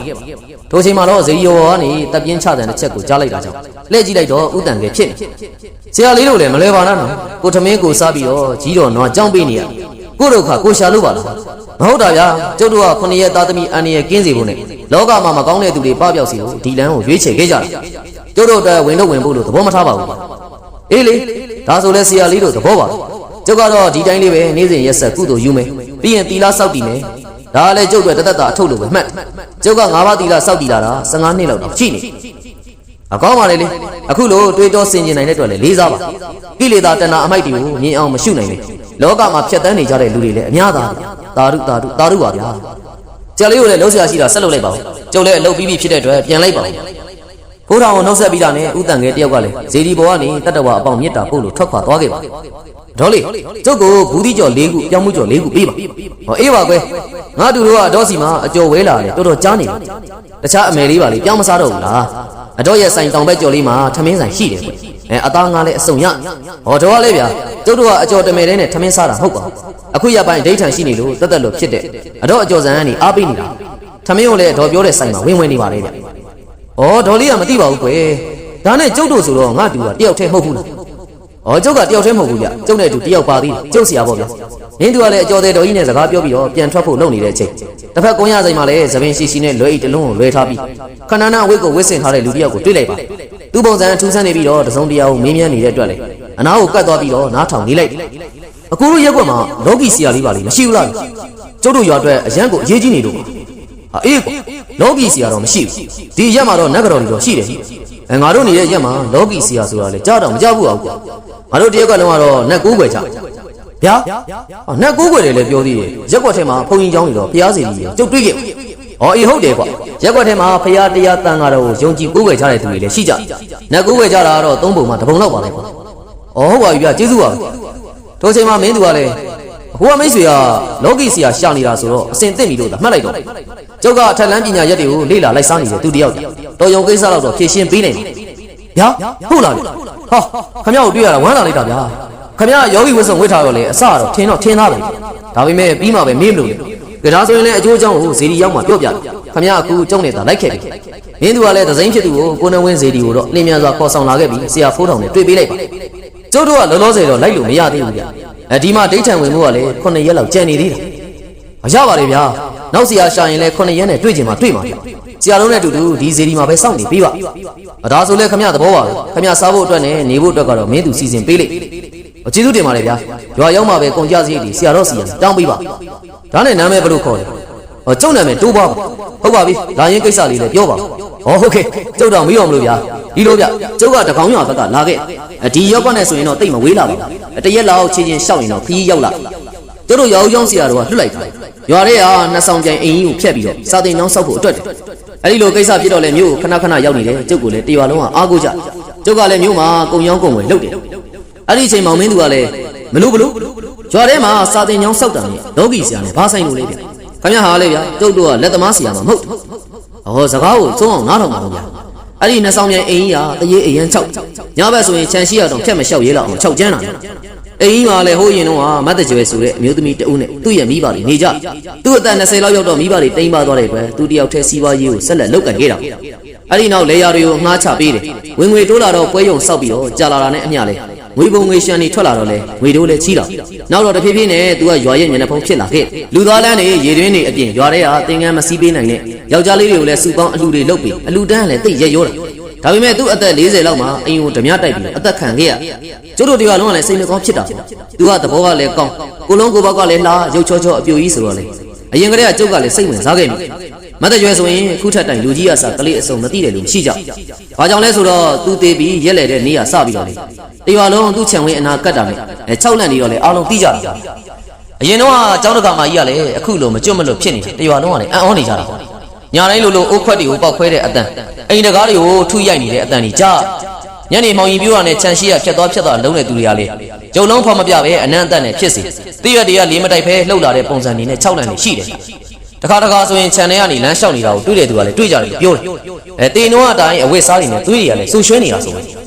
တရက်တော့ရွာထဲမှာအိမ်ပိုင်ရှင်မရှိတော့တဲ့အတွက်လေဘုံကြီးเจ้าမှာအလူရှင်တဦးကရွာလည်းချက်ချကြတဲ့နေရာဖြစ်တဲ့နှစ်ဆောင်ကျန်အိမ်ကြီးကိုလည်းဖျက်ပြီးတော့စာတင်ကျောင်းဆောက်ချင်တယ်ဆိုပြီးဆရာတော်ကြီးကိုခွင့်တောင်းရွာတွေကကလေးတွေစာတင်ဖို့အခက်ခဲမဖြစ်အောင်လှူချင်တာတဲ့ နောက်ပိုင်းမှာလည်းသူတို့လည်းတရေ6တယ်ဆိုတဲ့သတင်းကြောင့်ထိတ်လန့်နေကြရွာသူရွာသားတွေကလည်းစာတင်ကြောင်းစောင့်မယ်ရည်ရွယ်ချက်မပြည့်စည်စေဘူးဆရာလေးတို့ကုညီဖြည့်ရှင်းပေးမှာပဲရွာရဲ့အနာဂတ်ကလည်းကောင်းမွန်မယ်ဆိုပါတော့အကျုပ်ပြောအောင်လေအလူရှင်တွေကတရေ6တယ်ဆိုတာမယုံလို့မြို့ပေါ်ကသူတို့ရဲ့အဆက်အသွယ်ရှိတဲ့တက်တီကောင်းပေဆိုတဲ့လူမိုက်တွေကိုလည်းပတ်စံတောင်းတလို့ပေးပါမယ်ပြောပြီးအိမ်ကြီးထဲမှာအိတ်ခိုင်းဒါပေမဲ့လူမိုက်ကြီးတွေလည်းည10နာရီတောင်တိတိမထိုးလိုက်ပါဘူးငယ်တန်းပေါင်អော်ပြီးတော့ထွက်ပြေးသွားခဲ့ရအဲ့ဒီနောက်တယောက်မှလည်းအိမ်သားကိုရဲဆောင်ပြီးလာရဲတဲ့သူမရှိဘူးဗျခင်ဗျပြောပုံထောက်ရင်တော့အိမ်ကြီးထဲမှာ6တဲ့တရေတော်တော်စိုးနေဟုတ်ပါတယ်ဆရာလေးတို့ရေကိစ္စအဆင်ပြေရင်လဲငွေကြိုက်တော့တောင်းနေပါကောင်းပါပြီဗျာဒါဆိုရင်ကျုပ်တို့အဋိဌာန်ဆက်ဝင်လိုက်ပါဦးရက်ပြည့်တဲ့နေ့ကျရင်တော့ခီးဆက်ကြတာပေါ့ဒီလိုနဲ့ပဲဖိုးထောင်တို့အဋိဌာန်ဝင်ပြီးရက်ပြည့်လာတော့လေတိုးဝါဆိုတဲ့သူနဲ့အတူတူဆရာတပည့်တွေလည်းချင်းချင်းလျှောက်လို့အိမ်ကြီးရှိရာတကောင်းရွာဘက်ကိုထွက်ခဲ့ပါသူတို့ချင်းချင်းလျှောက်တဲ့အတွက်လည်းခီးသိမ့်မရောက်ပဲလမ်းမှာတွေ့တဲ့ဈေးရမှာတညအိတ်ခဲ့ကြသည်နောက်နေ့မိုးလင်းတော့ခီးထက်ဆက်ခဲ့ပြီးမကြခင်ပါပဲလူနေအိမ်80ထက်မနည်းတဲ့ဒါကိုလည်းတွေးလိုက်တာပေါ့ရောက်ပြီတို့ရောက်ပြီဒီရွာပဲဆရာလေးတို့ရေကျုပ်တို့ရောက်တာအခုဆိုရင်တော့နေ့လေ7လောက်တော့ရှိရောပေါ့ရောက်ပြီဆိုတော့လေကျုပ်တို့ခီးပန်းလာကြတယ်ဗျဘယ်အိမ်မှာတဲလို့ရရောက်ဦးเจ้าမှာပဲတဲမလားဆိုတော့ခမရရှိရနေအရင်တော့ပြီးတော့မေးလိုက်ပါကျုပ်တို့ဟိုနာကနေရေအိုးစင်မှာခဏနားပြီးရေတောက်ပြီးတော့မှလိုက်ခဲ့ပါမောင်မင်းသူရဲ့စကားကြောင့်လဲတိုးဝါဆိုတဲ့သူကလည်းအကောင်းပါပြီဗျကျွန်တော်ရွာလေးကိုအရင်အကြောင်းသွားကြလိုက်အောင်တိုးဝါဆိုတဲ့သူထွက်တော့မှဖိုးထောင်ကလည်းမင်းသူငါတို့ထူးဆန်းတာတွေ့ရပြီထင်တယ်ကွအခုရွာတိတ်ကတစ်ပင်မှာရှိတဲ့ရွာတော်ရှင်နတ်ကုန်းကိုကြည့်လိုက်စမ်းဖိုးထောင်စကားဆုံးတာနဲ့မင်းသူလည်းလှည့်ကြည့်လိုက်တော့ဟာဆရာနတ်ကုန်းပေါ်မှာမဲမဲအကောင်ကြီးထိုင်နေတာပဲနေတဲ့အကောင်ကြီးမှမဟုတ်ဟာကြောက်ဖို့ကောင်းလိုက်တာဗျာအေးဟုတ်တယ်ရွာထဲမှာလည်းအမျိုးအမည်မသိတဲ့ဆက်တချို့ငါခံစားမိဟုတ်လားဆရာဒါဆိုရင်ကျွန်တော်တို့ကရွာထဲကနှစ်ဆောင်မြိုင်အိမ်ကြီးကိစ္စကိုဖြည့်ရှင်းပေးရအခုဖြစ်နေတဲ့ကိစ္စကိုအရင်ဖြည့်ရှင်းရအဲ့ဒါတော့ငါလည်းမသိဘူးဟေ့အခုငါတို့ကရွာတော်ရှင်ကိုအရင်ဖိတ်ခေါ်ရလိမ့်မယ်ထင်တာပဲဘုန်းတော်ကလည်းပြောဆူဆူနဲ့တစ်ပင်အောက်ကနတ်ကုန်းသားကိုကတ်သွားခဲ့ပါပြီးတာနဲ့နတ်ကုန်းမှာရှိတဲ့ပုဂ္ဂိုလ်ကိုအင်းဆောင်ပုဂ္ဂိုလ်တွေလှုပ်လို့မရအောင်ချုပ်ထားစီလို့ပြောလိုက်ပြီလွယ်အိတ်ထဲကစစ်တီတော်ပုံတံရေးဆွဲထားတဲ့အင်းနှပြားနဲ့ပြစ်လိုက်ချိန်မှာတော့ရွှေရောင်ချက်ဝိတ်တစားဝစ်စင်ထားတဲ့သူတယောက်ထွက်ပေါ်လာပြီးလက်ဘွားနှစ်ဖက်ကိုပုတ်လိုက်တော့လေငွေချီမြင်နေထွက်လာပြီးတော့လေနတ်ကွန်းထဲကမဲမဲအကောင်ကြီးကိုလှုပ်လို့မရအောင်ဖြစ်သွားခဲ့ပြီးတာနဲ့ပဲဒီရွာကိုအပိုင်စားရပြီးစောင့်ရှောက်ရတဲ့ရွာတော်ရှင်ခုချက်ချင်းကျုပ်ရှိကိုရောက်စီဖန်စီချုံအောင်ထားတာရှိပါကဆိုင်ရာပုဂ္ဂိုလ်တွေကဖြေရော့ပေးစီပိတ်ပင်တားဆီးသူမှန်သမျှငရဲမီးနဲ့လောင်မြိုက်တယ်လို့လောင်ကျွမ်းပျက်စီးစီအမိတ်ပြန်လိုက်ပြီးမကြခင်မှာဝုန်းဆိုတဲ့တန်တဲ့တူတူမိကုန်းငွေတွေထွက်ပေါ်လာခဲ့ပါအသေးချာကြည့်လိုက်တော့ခေါင်းပေါင်းအဖြူကိုကြကြနာနာပေါင်းသွားပြီးတောင်မေးတစ်ချောင်းကိုကင်ဆောင်ထားတဲ့အဖိုးကိုတယောက်ထွက်လာခဲ့ဆရာလေးတို့ကျေးဇူးတင်ပါတယ်ကဲဒါဆိုရင်အဖိုးကြီးရွာထဲမှာဖြစ်ပြနေတဲ့ကိစ္စကိုသိသိလောက်ပြောပြပါကောင်းပါပြီဆရာလေးကျုပ်သိသမျှအားလုံးကိုပြောပြပါရွာထဲမှာမတမာတဲ့လူတွေချို့ရောက်နေသူတို့နဲ့အတူတူအောက်လန်းဆရာတယောက်လည်းပါလာခဲ့ပါတယ်ဆရာပညာလည်းမသိလောက်အစွမ်းလည်းတော်တော်ထက်သူတပည့်ငနက်မောင်ဆိုတဲ့အကောင်ကအစွမ်းထက်ဆုံးဒါဆိုသူတို့ကအခုဘယ်မှာနေကြသူတို့ကရွာထဲကကိုစံထုံးအိမ်မှာနေကြသူတို့တစုံတစ်ယောက်ကခိုင်းစီနေတာကိုလည်းကြုတ်သိထားတယ်ဘသူကခိုင်းနေလဲဆိုတာတော့အတိအကျမသိပါဘူးကောင်းပါပြီအခုလိုပြောပြပေးတာကျေးဇူးတင်ပါတယ်အခုတော့လေကိုနေရာမှာကိုပြန်နေလိုက်ပါဘသူမှလည်းအဖို့ကိုအန်ရမပေးအောင်လို့စီးချထားခဲ့ပါဟိုနာနာဘဝကောင်တော့ခိတ္တလောက်ထိမ့်သိမ့်ထားလိုက်အချိန်တိုင်းရင်လာခေါ်မဲ့သူရောက်လာပါလိမ့်ရွာတော်ရှင်ဖိုးပြန်ထွက်တော့မှဖိုးထောင်အောင်လေရွာထဲကဆက်တန်းတွေကိုလေဆက်ဖြတ်စမနဲ့ဖြတ်တော့ပြီးတော့ရွာထဲကိုဆရာတပည့်တွေဝင်လာခဲ့ရွာထဲရောက်တော့အိမ်တွေကလူတွေကလည်းထွက်လာကြပြီးဆရာတပည့်နှစ်ယောက်ကိုကြိုဆိုခဲ့ကြခဏနေတော့ဆရာလေးတို့ရွာထဲကဥဖိုးဆန်ရဲ့အိမ်မှာတဲကြကိုတိုးဝရဲ့အတန်ကိုလည်းကြားလိုက်ပါအကောင်းပါပြီကျုပ်တို့လည်းအခုတော့ခီးပန်းလာလို့အနားယူလိုက်ပါပြောပြီးတာနဲ့ဥဖိုးဆန်နေတဲ့တဲအိမ်ကိုသွားလိုက်ကြပြီးအနားယူခဲ့ပါတအောင်ကြတော့ရွာထဲကလူတချို့ရောက်လာပြီးဆရာလေးတို့စားဖို့တက်ပါဆိုပြီးစားစရာတွေယူဆောင်လာခဲ့အားလုံးကလည်းစေတနာနဲ့လာဖို့ဟန်မတူတကူလုံးမှာထိုးခွင်းမင်းကြောင်နေအပြည့်နဲ့ဗလာတောင်းတောင်းလူကြီးတွေကလည်းစားကြပါလို့ပြောပြီးဂျိုင်းတွေကိုနေရာချထားပေးခဲ့ပြီးတာနဲ့လာဖို့တဲ့သူတွေပြန်ထွက်သွားတော့အိမ်ရှိရနေဥဖိုးဆန်ဆိုပြီးခေါ်နေတဲ့ကိုတိုးဘကိုလည်းတွေ့လိုက်ဥဖိုးဆန်ကလည်းຢာတဲဘက်သွားမယ်လို့ပြောသွားတာပဲဟောဆရာလေးတို့ပဲရှိတာခုနစာတင်ကျောင်းအလူရှင်တွေကလည်းဆရာလေးတို့စားဖို့ဆိုပြီးတော့စားစရာတွေလာပို့တာတွေ့လိုက်စားပြီးပြီလားလာကြည့်တာဗျမစားသေးရင်လည်းကျုပ်ကဆရာလေးတို့တပါးလေးစားအောင်လို့ဘူးသီးကြော်နဲ့ပြောင်းမှုကြော်ဝယ်လာပြီးလာပို့ဆရာလေးတို့ကျုံနဲ့လာနေတော့နေတိုင်းအကြော်တွေဝယ်စားနေကြတော့ဆရာလေးတို့ကြိုက်တယ်ချင်းလို့ဟာကိုတို့ဘကတော့လှုပ်ချလိုက်ပြန်ပြီဗျာမောင်မင်းသူကြီးကိုတို့ဘကတော့တကယ်ကိုစေတနာရှင်ပဲမင်းကြရင်တော့စားတာစားသူတဲ့ကုသိုလ်ရပါကွာ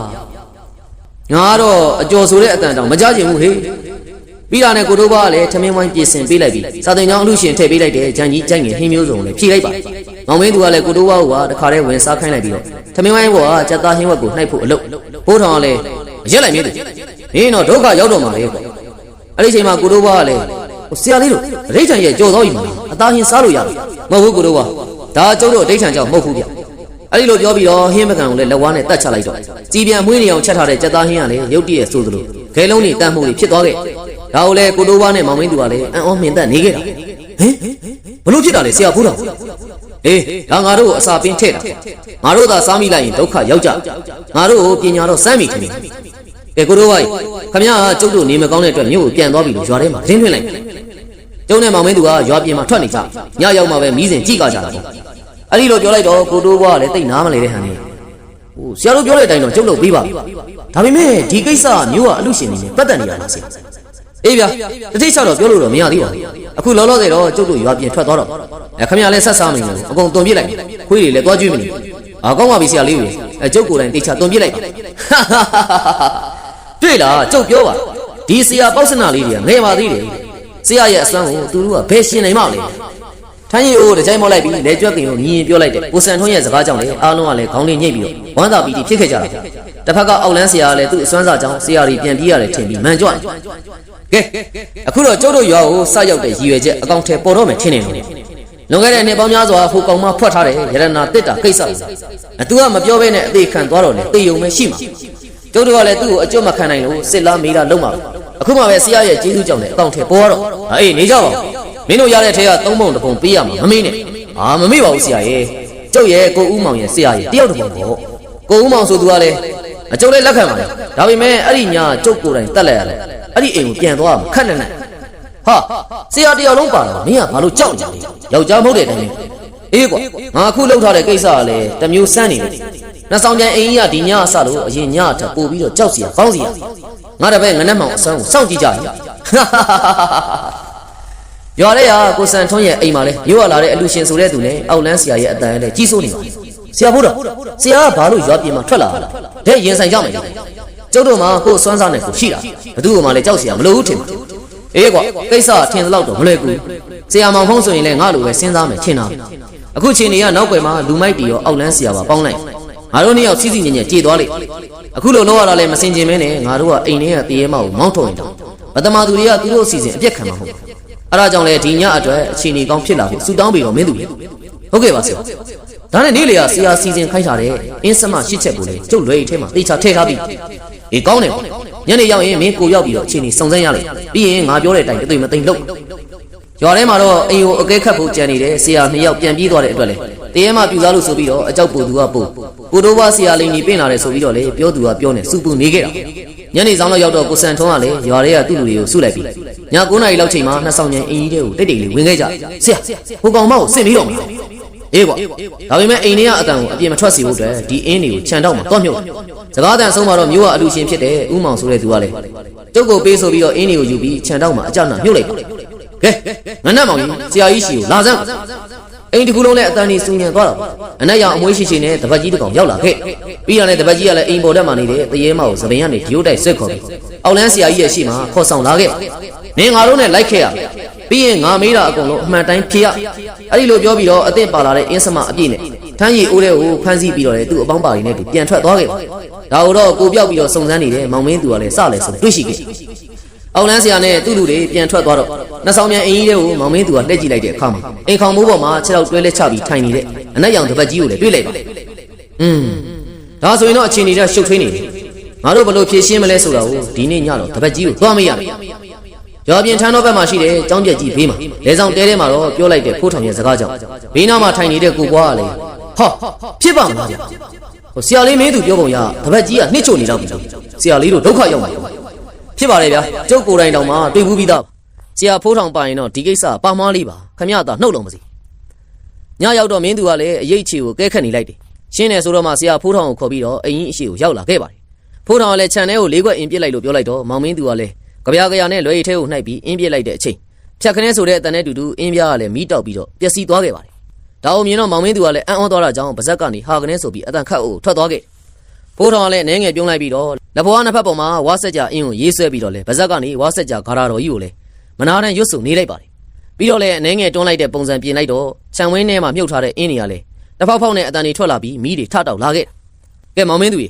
သူတို့ကစီရင်ရခတ်ခဲ့တဲ့ပညာရက်တစ်ခုဖြစ်တဲ့ကျဲတောင်းဆောင်အင်းကိုတုံးထားတာကွာဒါကိုတမ်းမှန်ဆရာတွေမသိနိုင်ကြပြီမယ်ဆရာမောင်ဖုံးငါ့ကိုပြောပြခဲ့ဘူး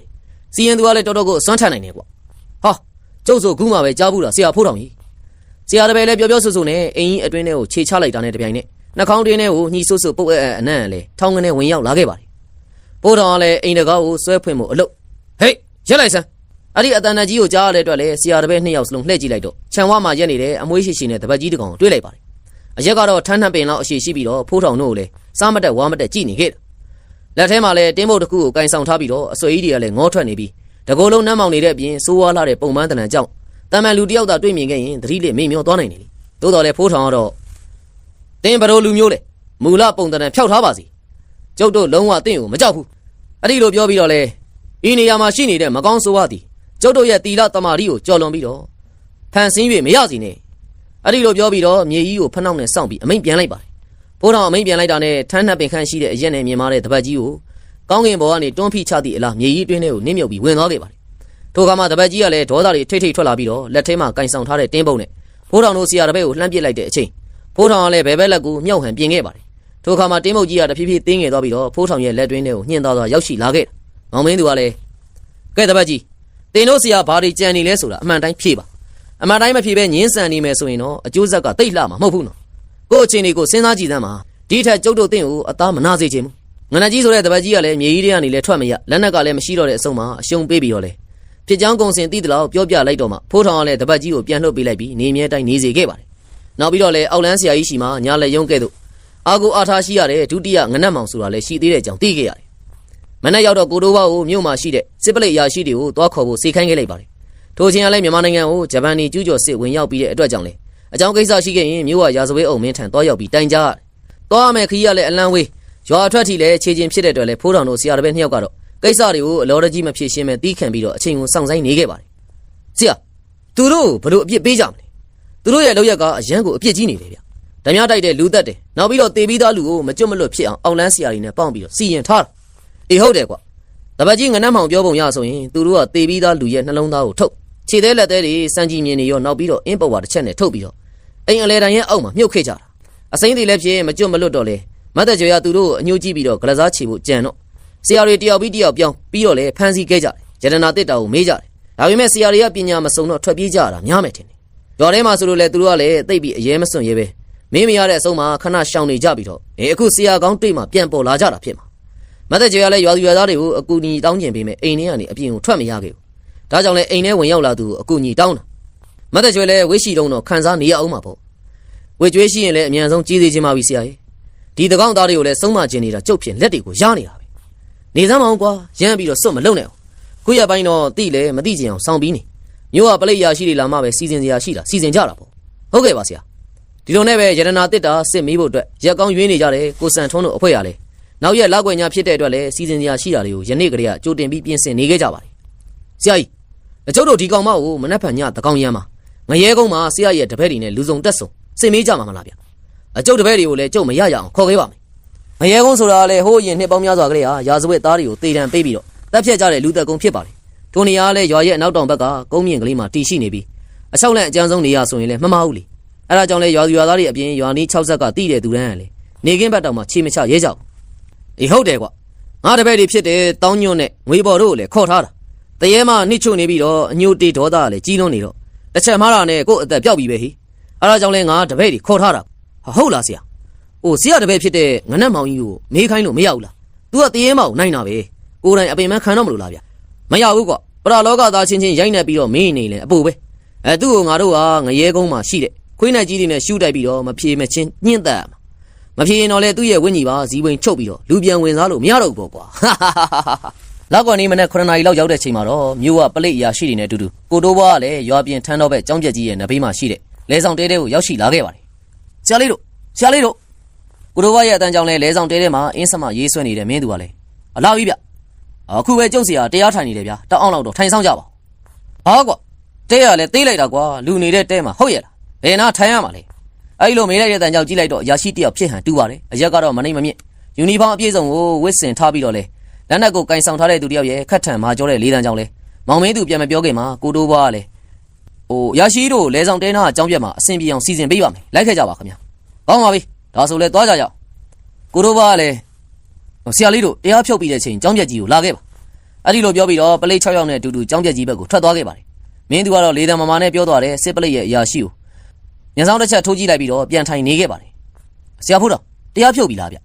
အေးဟုတ်တယ်နောက်ပြီးတော့ငါတို့အထက်ပုဂ္ဂိုလ်ကြီးတွေစီကနေညွှန်ကြားချက်တစ်ခုရခဲ့တယ်ဗျာဆရာဘလို့ညွှန်ကြားချက်မျိုးရလို့လ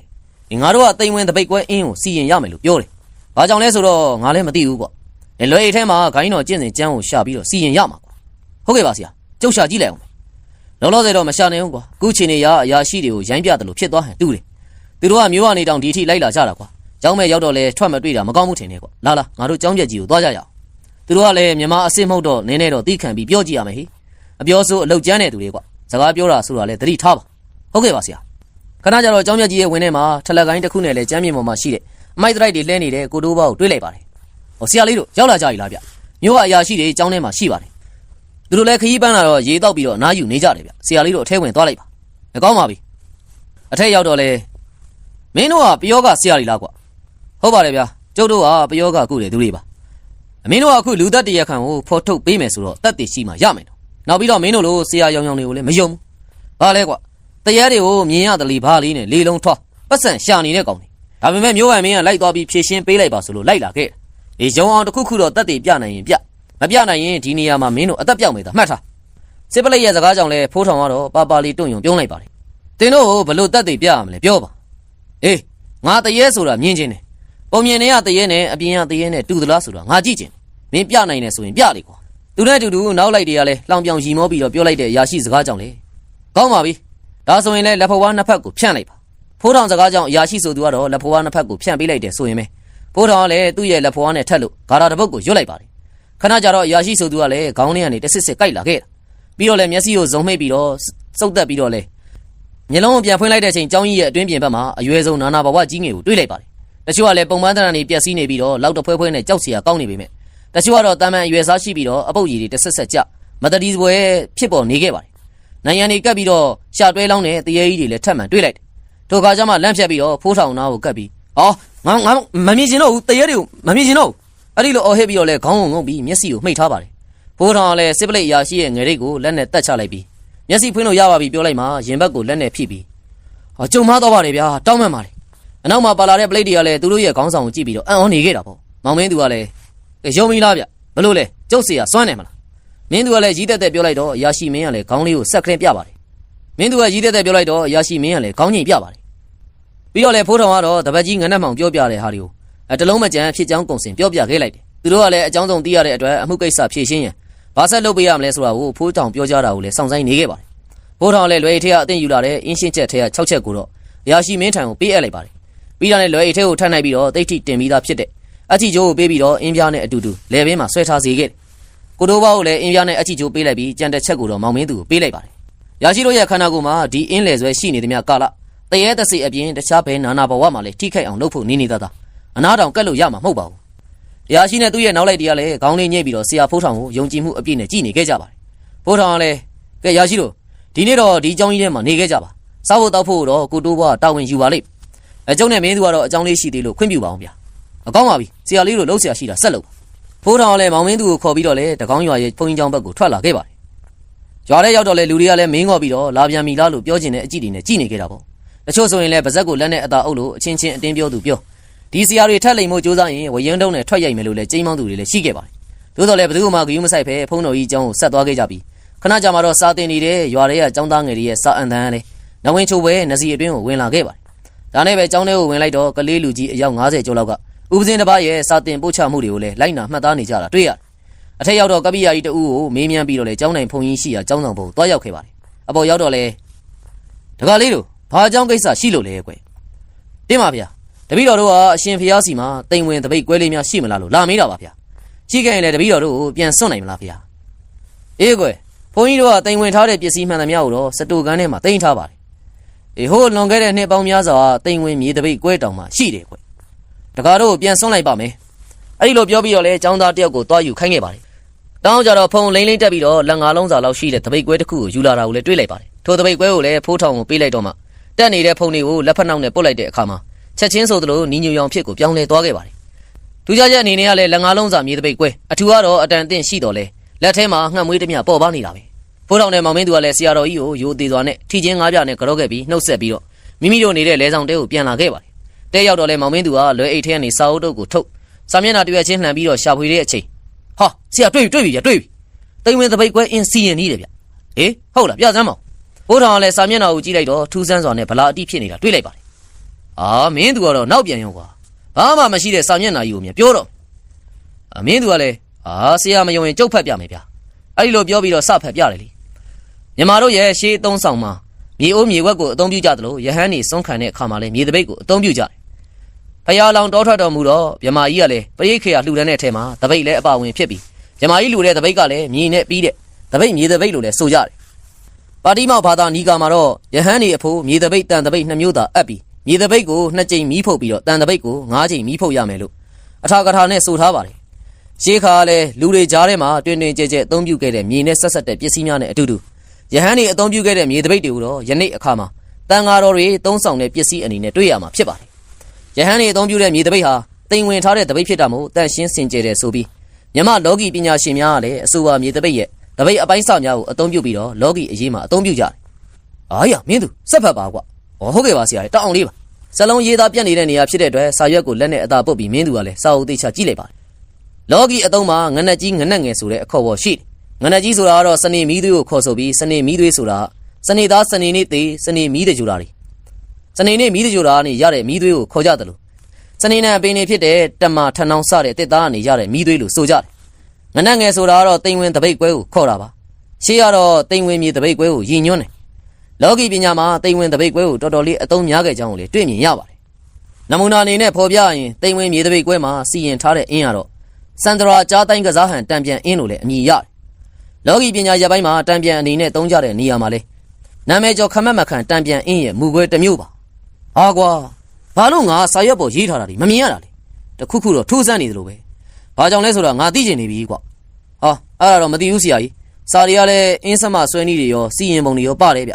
ကြုတ်ပြီးရင်ဆရာကိုစီရင်လုပ်ပြမယ်ဗျာဒီအင်းကိုတိမ်ဝင်တပိတ်ကွဲမှာစီရင်ပြီးအသုံးပြုဖို့အင်းအမုန်းကတော့စင်စစ်မသွေဇပူမြေတွင်မဟေတီရိအင်းသိဋ္ဌိကိုကဝိတကာရှေးเสียသည်အခရာထံကရိုင်းပုတ်နဲ့ပိုင်း၍ကြံတိုင်းဆောင်ရွက်အကျိုးဆက်သည်တပ္ပလုံးစုံဘေးရန်ကြုံမှုအင်းစပူကိုယေစုကြွက်ကြွက်အိုးအနက်တွင်ဖက်လက်ချလေရက်ခဘလူမိုက်ကျူးစော်ကရန်ထောင်ပွားသောအင်းဝရာဇာဓမ္မတောကဝိုက်ချလေတော့ဟူ၏အေးကွာဒါဆိုရင်ခုနကဆရာတော်ကြီးစီကစွန့်လာတဲ့တိမ်ဝင်တပိတ်ကွဲကိုထုတ်လိုက်ပါဟုတ်ကဲ့ဆရာမင်းသူကလည်းတိမ်ဝင်တပိတ်ကွဲကိုလွယ်အိတ်ထဲကနေထုတ်လိုက်ပြီးမြေကြီးပေါ်မှာဖိုးခနောက်ဆိုင်အင်းတစ်ချက်ကိုရေးဆွဲပြီးတိမ်ဝင်တပိတ်ကွဲကိုလည်းအလဲမှာထားလိုက်ပါတယ်ပြီးတာနဲ့ကျန်းစာအုပ်ထဲအတိုင်းပုံတွေကိုကြည့်ပြီးတော့လေအင်းဝင်တဲ့နေရာမပြတ်အောင်အချိန်တစ်ခုထိတိကျစွာရေးဆွဲလိုက်ခဏနားပြီးတော့လေဆရာဖိုးတော်ကြီးနည်းနည်းလေးများဝိုင်းပြီးတော့မဆွဲချင်ဘူးလားမင်းဟာငါမှမြင်ရတာမဟုတ်တာကွာကိုယ့်ဟာတာကိုတေချာဆက်ဆွဲစမ်းပါကွာအင်းဆွဲတဲ့အခါမှာလဲလွယ်ကူချင်းမရှိပဲခက်ခက်ရေးဆွဲခဲ့ရပြီး3နာရီလောက်ကြာတော့လဲပြီးစီးစွာရေးဆွဲနိုင်ခဲ့ပါတယ်တို့ခါကျမှအင်းစာအုပ်ထဲအတိုင်းတေချာအောင်ကြည့်လိုက်ပြီးတော့အင်းဆွဲထားတဲ့အလဲတဲ့ကိုလက်ညှိုးနဲ့ထောက်အင်းတို့ကတာတပုတ်ကိုရွတ်လိုက်တဲ့အချိန်မှာတော့တိမ်မင်တပိတ်ကွဲရလဲ၄ဘော်ကို1000လောက်ထပြန်လာပြီးအင်းဆန်တွေကလည်းရွှေရောင်ထွက်ပေါ်လာခဲ့ပါတယ်မင်းသူကလည်းပြန်ဝဲနေတဲ့တိမ်ဝင်တပိတ်ကွဲအင်းကိုတော့လက်နဲ့တေချာဖမ်းဆုပ်ပြီးတော့လေလွယ်အိတ်ထဲကိုထည့်လိုက်ပြီးတာနဲ့ဟာအောင်ပြီဆရာကြီးအခုစီရင်တော့ပြီးပြီဗျအေးတော်လိုက်တာတပည့်ရာမင်းကငါမလုံးနိုင်တဲ့အရာကိုအခုလိုနာရီပိုင်းတွင်းမှာရေးဆွဲနိုင်တာငါတော်တော်အံ့ဩတယ်မင်းရဲ့ပါရမီနောက်ခံလေတအားကောင်းတယ်ဘာကြောင့်လဲဆိုတော့ကျန်းစာအုပ်ထဲကစာမျက်နှာကိုငါဖတ်မရတာပဲကြည့်ပါလားနောက်ပြီးတော့ဘယ်အင်းကိုပဲဆွဲတခါတည်းအပြီးဆွဲဖို့ဆိုတာမလွယ်က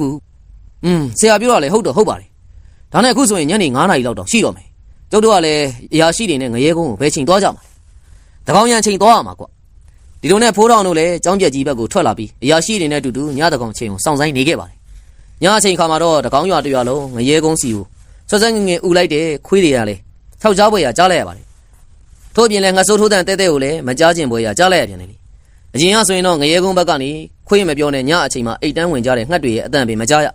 ခုချိန်မှာတော့ကြားလိုက်ရတဲ့အတန်တွေကြောင့်လေတရွာလုံးလည်းအကြအတန်ပင်မကြားအောင်ကြောက်လန့်နေခဲ့ပါတယ်ထို့ချိန်မှာတော့မှောင်ရိပ်ခုပြီးတော့ငရဲကုန်းဘက်ကိုထွက်ခွာလာကြတဲ့လူတစု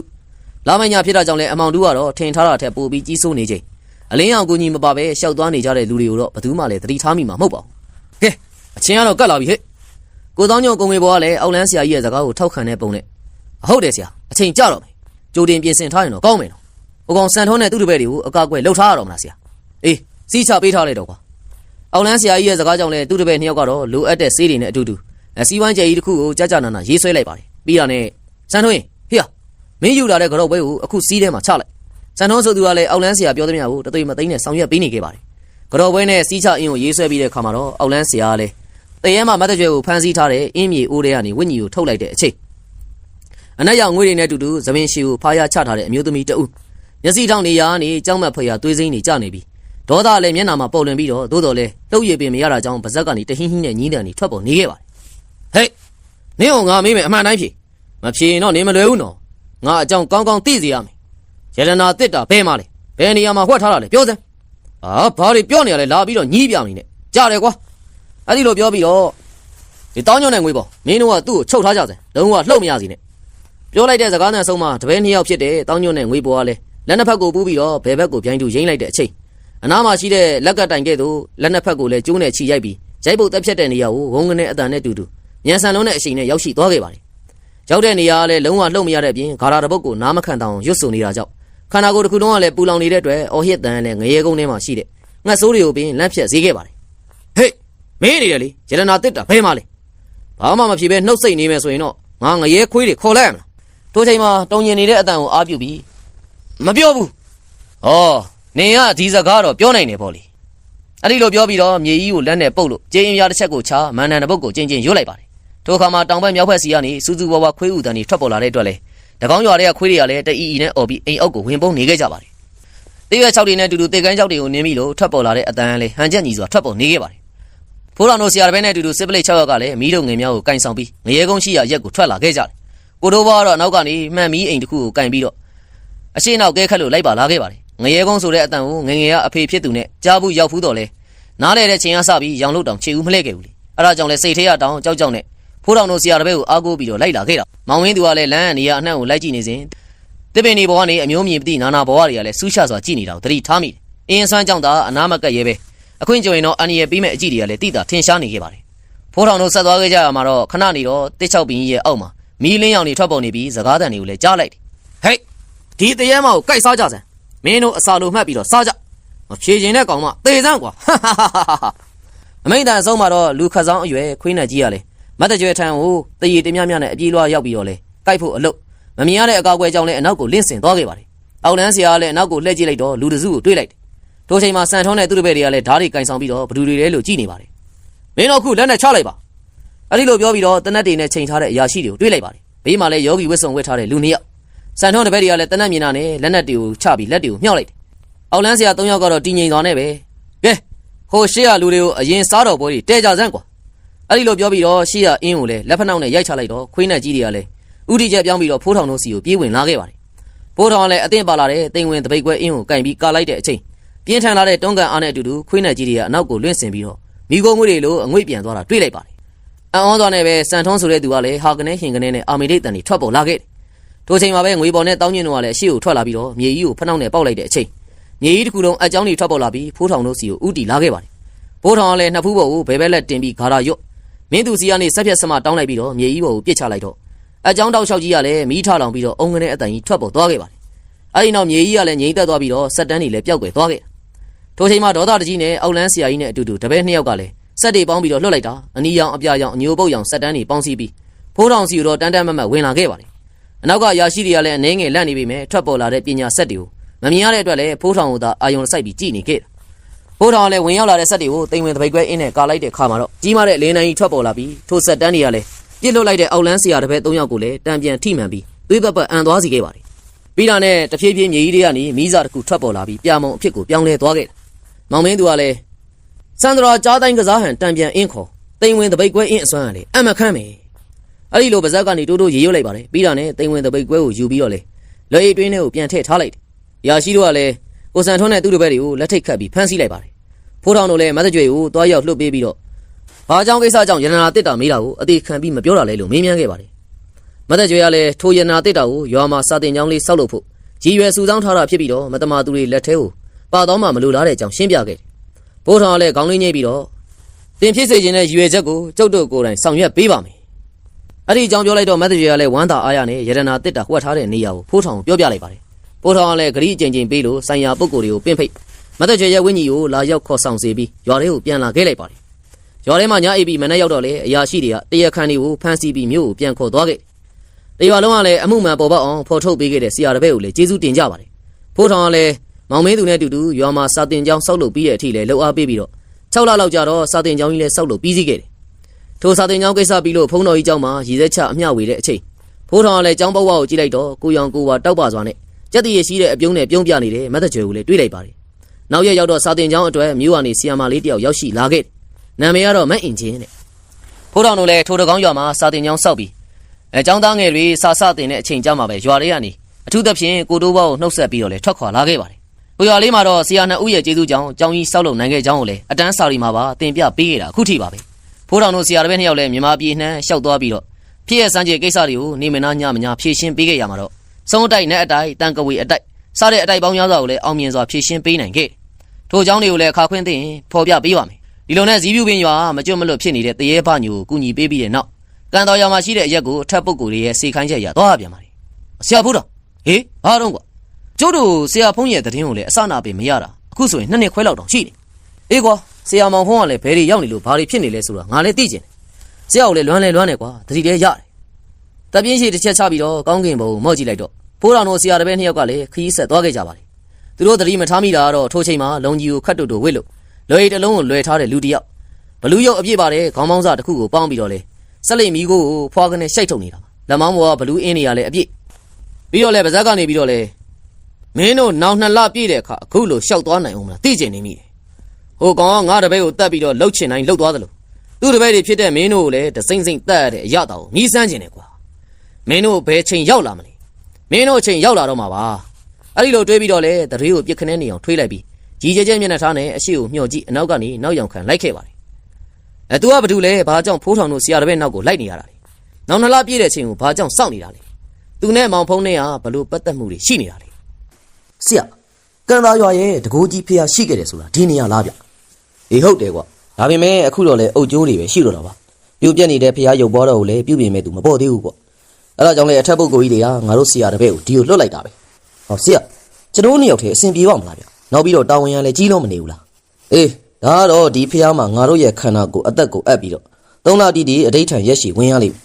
အဋိဌံပြည့်တဲ့ရက်မှာသူ့အလိုလိုအားလုံးအဆင်ပြေသွားလိမ့်မယ်ဟုတ်ကဲ့ပါဆရာဟိုဒါနဲ့ကန်သားရွာလေးကလည်းအေးချမ်းလိုက်တာဗျာနေရာအနှံ့မှာလည်းမျက်စိလေးကိုအေးနေရပြီနောက်ပြီးတော့လေခွင်းလေးတွေကလည်းစီတန်းလို့တစ်ပင်တွေအောက်မှာနားလိုက်ရင်ဖြင့်လေတဖြူးဖြူးနဲ့ဘလောက်ကောင်းလိုက်ဟဲ့သိမ်းမငါတို့ရွာတဲ့ဘယ်ရမှမသိတဲ့လူ2ယောက်ရောက်နေတယ်ပုံစံကတော့လူကောင်းပုံစံပဲယောဂီဝိတ္တိနေတယောက်ကတော့အသားညွန့်ညွန့်အရက်မြင့်မြင့်ဥပရိယကောင်းကောင်းกว่าနောက်တယောက်ကတော့အသားဖြူဖြူအရက်ကမနှိမ့်မမြင့်ကောင်းလေးအသက်ကတော့ရှိမှဖြင့်20ကျော်လေးတွေပါကွာသူတို့ကြည့်ရတာဆရာတပည့်တွေထင်းတယ်အခုသူတို့ကဖျားလေးမှဝင်ပြီးတော့ပရိစိတ်တရားထိုင်နေကြတယ်ဟာဒါဆိုရင်သူတို့ကဘာလာလုပ်လဲသိရအောင်ကျုပ်တို့တော့စုံစမ်းကြမယ်လေဟာအေးကွာဘာကိစ္စရောက်လာလဲဆိုတာငါတို့လည်းသိကျင်တယ်ကိုသိမ်းမရှင်းမလဲတော့ဘယ်သွားမလို့တော့ကျုပ်တို့သားလေးဘယ်သွားဆော့လဲမသိပါဘူးအရင်ရှားလိုက်ပါဟာမိတယ်လားလဲကွာသူသွားနေကြဟိုကောင်လေးနေပါဦးဟိုဖိုးဆောင်တို့အိမ်ပဲရှိမှာပေါ့တော်ကလည်းတိတ်မပေါ့နေသွားရှာကြည့်အောင်ကျမအော်ခေါ်နေတာကြာလာပြီပြန်လဲမထူးဘူးတော့ကျုပ်ဒီမှာတော်ကြိုက်တဲ့ဝက်တနီဟင်းလေးကိုချက်နေတော်သွားရှာစမ်းမှာတော့အေးပါကွာအေးဒီလိုနဲ့ကိုရင်သိမ်းမောင်နဲ့အတူတူတငယ်ချင်းဖြစ်တဲ့ကိုရင်ဖိုးမောင်တို့လည်းကလေးကိုလိုက်ရှာကြရာတေဝါလုံးနှံ့သွားခဲ့ပါကိုရင်ဖိုးမောင်လည်းလမ်းမှာတင်သူ့မကြီးဗိုက်ကြီးတဲ့ဘိုင်းလာတယ်ဆိုတဲ့အတန်ကြောင့်အိမ်ကိုတန်းပြန်သွားတယ်လေကိုသိမ်းမောင်ကတော့တားဖြစ်သူကိုရွာတောင်ပိုင်းမြောက်ပိုင်းမှာလိုက်ရှာတော့လေအရေးအောင်ပင်မတွေ့ရအောင်နောက်တော့လေသူလည်းစိတ်ပူနဲ့ကြံရမရတဲ့အစုံမယားဖြစ်သူကိုသွားပြောမယ်အလို့အနောက်ကနေဖေဖေကြီးဆိုတဲ့အတန်ကြားလာကြောင်းလှည့်ကြည့်လိုက်တော့မုတ်တွေကိုမနိုင်မနှင့်လက်ကနေကင်လာတဲ့သားလေးဖြစ်သူမြင့်မြတ်ကိုတွေ့ရပါတယ်အဲ့ဒီတော့မှရင်ထဲကအလုံးကြီးကျသွားပြီးတော့အနောက်ကိုသွားပြီးသားဘယ်ဒီလျှောက်သွားနေရလဲအဖေကစိတ်ပူလို့သွားရှာနေဟောသားဖျားလေးကိုသွားနေတာပါဗျာဟိုမှာသဘောကောင်းတဲ့ကိုကြီးနှစ်ယောက်နဲ့စကားတွေပြောနေသားကိုလည်းအပြန်မုတ်တွေတောင်ဝဲထည့်ပေးလိုက်သေးတယ်သူတို့ကသားချစ်စရာကောင်းတယ်လို့ပြောသေးတယ်ကိုသိမ်းမောင်လည်းသားဖြစ်သူစကားကြောင့်ထိုလူငယ်နှစ်ယောက်ကိုတွေ့ကျင်သွားတယ်လေသားသူတို့ရှိသေးလားဟုတ်ရှိသေးတယ်ဖေအေးဒါဆိုမင်းအိမ်ကိုပြန်နောက်ကြရင်သစိမ်းနေနဲ့စကားမပြောနဲ့ကြားလာသားသူတို့ဘာဝဲကျွကျွလည်းမစားနဲ့နော်အဲ့ဒီလိုပြောပြီးတော့ဖျားလေးရှိရာကိုထွက်ခဲ့ပါတယ်မကြခင်မှာပဲဖျားလေးကိုရောက်သွားတော့ကိုသိမ်းမောင်ကလည်းအထဲကိုကဲခတ်နေတဲ့အချိန်အထက်ကအုပ်ကျိုးပုံတွေစုထားပြီးအမိုက်တရားတွေကိုရှင်းလင်းနေတဲ့လူနှစ်ယောက်ကိုလည်းတွေ့လိုက်ပါတယ်ညီလေးတို့ကဒီမှာဘာလို့မလို့တော့ကွာကျုပ်တို့ကဒီနေရာမှာပြိုပြက်နေတဲ့ရုပ်ပွားတော်တဆူကိုပြုတ်ပြင်မုံမှန်ခြင်းလို့ပါဟာဒါဆိုရင်တော့လက်လျှော့လိုက်တာကောင်းမယ်ထင်တယ်ဘာလို့လဲဗျဒီနေရာမှာမင်းတို့အရင်အလူရှင်တွေမနေ့ရောက်လာပြီးတော့ဖျားရုပ်ပွားတော်ကိုပြုတ်ပြင်ခဲ့ကြဘူးလေဒါပေမဲ့2ရက်ပါပဲဗျာဘလို့2ရက်ကိုပြောတာ2ရက်ဆိုတာ2ရက်ပြည့်တာနဲ့သူ့အလိုလိုအုပ်ပုံကြီးပြန်ဖြစ်သွားတာတော်တော်လေးထူးဆန်းနေဒီနီးပုံဝင်ကြီးကလူတွေတောင်မှဘလို့ဖြစ်သွားမှလည်းမသိလိုက်အဲ့လိုနဲ့တဖြည်းဖြည်းကြာလာတော့လေဘယ်သူမှလည်းမပြုတ်ပြင်တော့ပါဘူး ဒီလိုဆိုရင်တော့အကြောင်းကိစ္စတစ်စုံတရာနဲ့ပတ်သက်ဖို့ရှိနိုင်တယ်နော်ဆရာအဲ့ဒီလိုပြောလိုက်တဲ့လူငယ်လေးရဲ့စကားကြောင့်လည်းဆရာဖြစ်သူပါလေဟုတ်ကဲ့ပါဗျာအခုလိုပြောပြပေးတာကျေးဇူးတင်ပါတယ်ဒါပေမဲ့ကျုပ်တို့ကမဖြစ်အောင်လုပ်ဖို့ဆုံးဖြတ်ချက်ချပြီးဖြစ်လို့ဆက်လက်ပြီးတော့လှုပ်ဆောင်သွားမှာပါကောင်းပါပြီဒါဆိုလည်းအကိုကိုခွင့်ပြုပါအောင်အဲ့ဒီလိုပြောပြီးတော့ကိုသိမ်းမောင်လည်းဖះလေးကနေထွက်ခွာလာခဲ့ပါတယ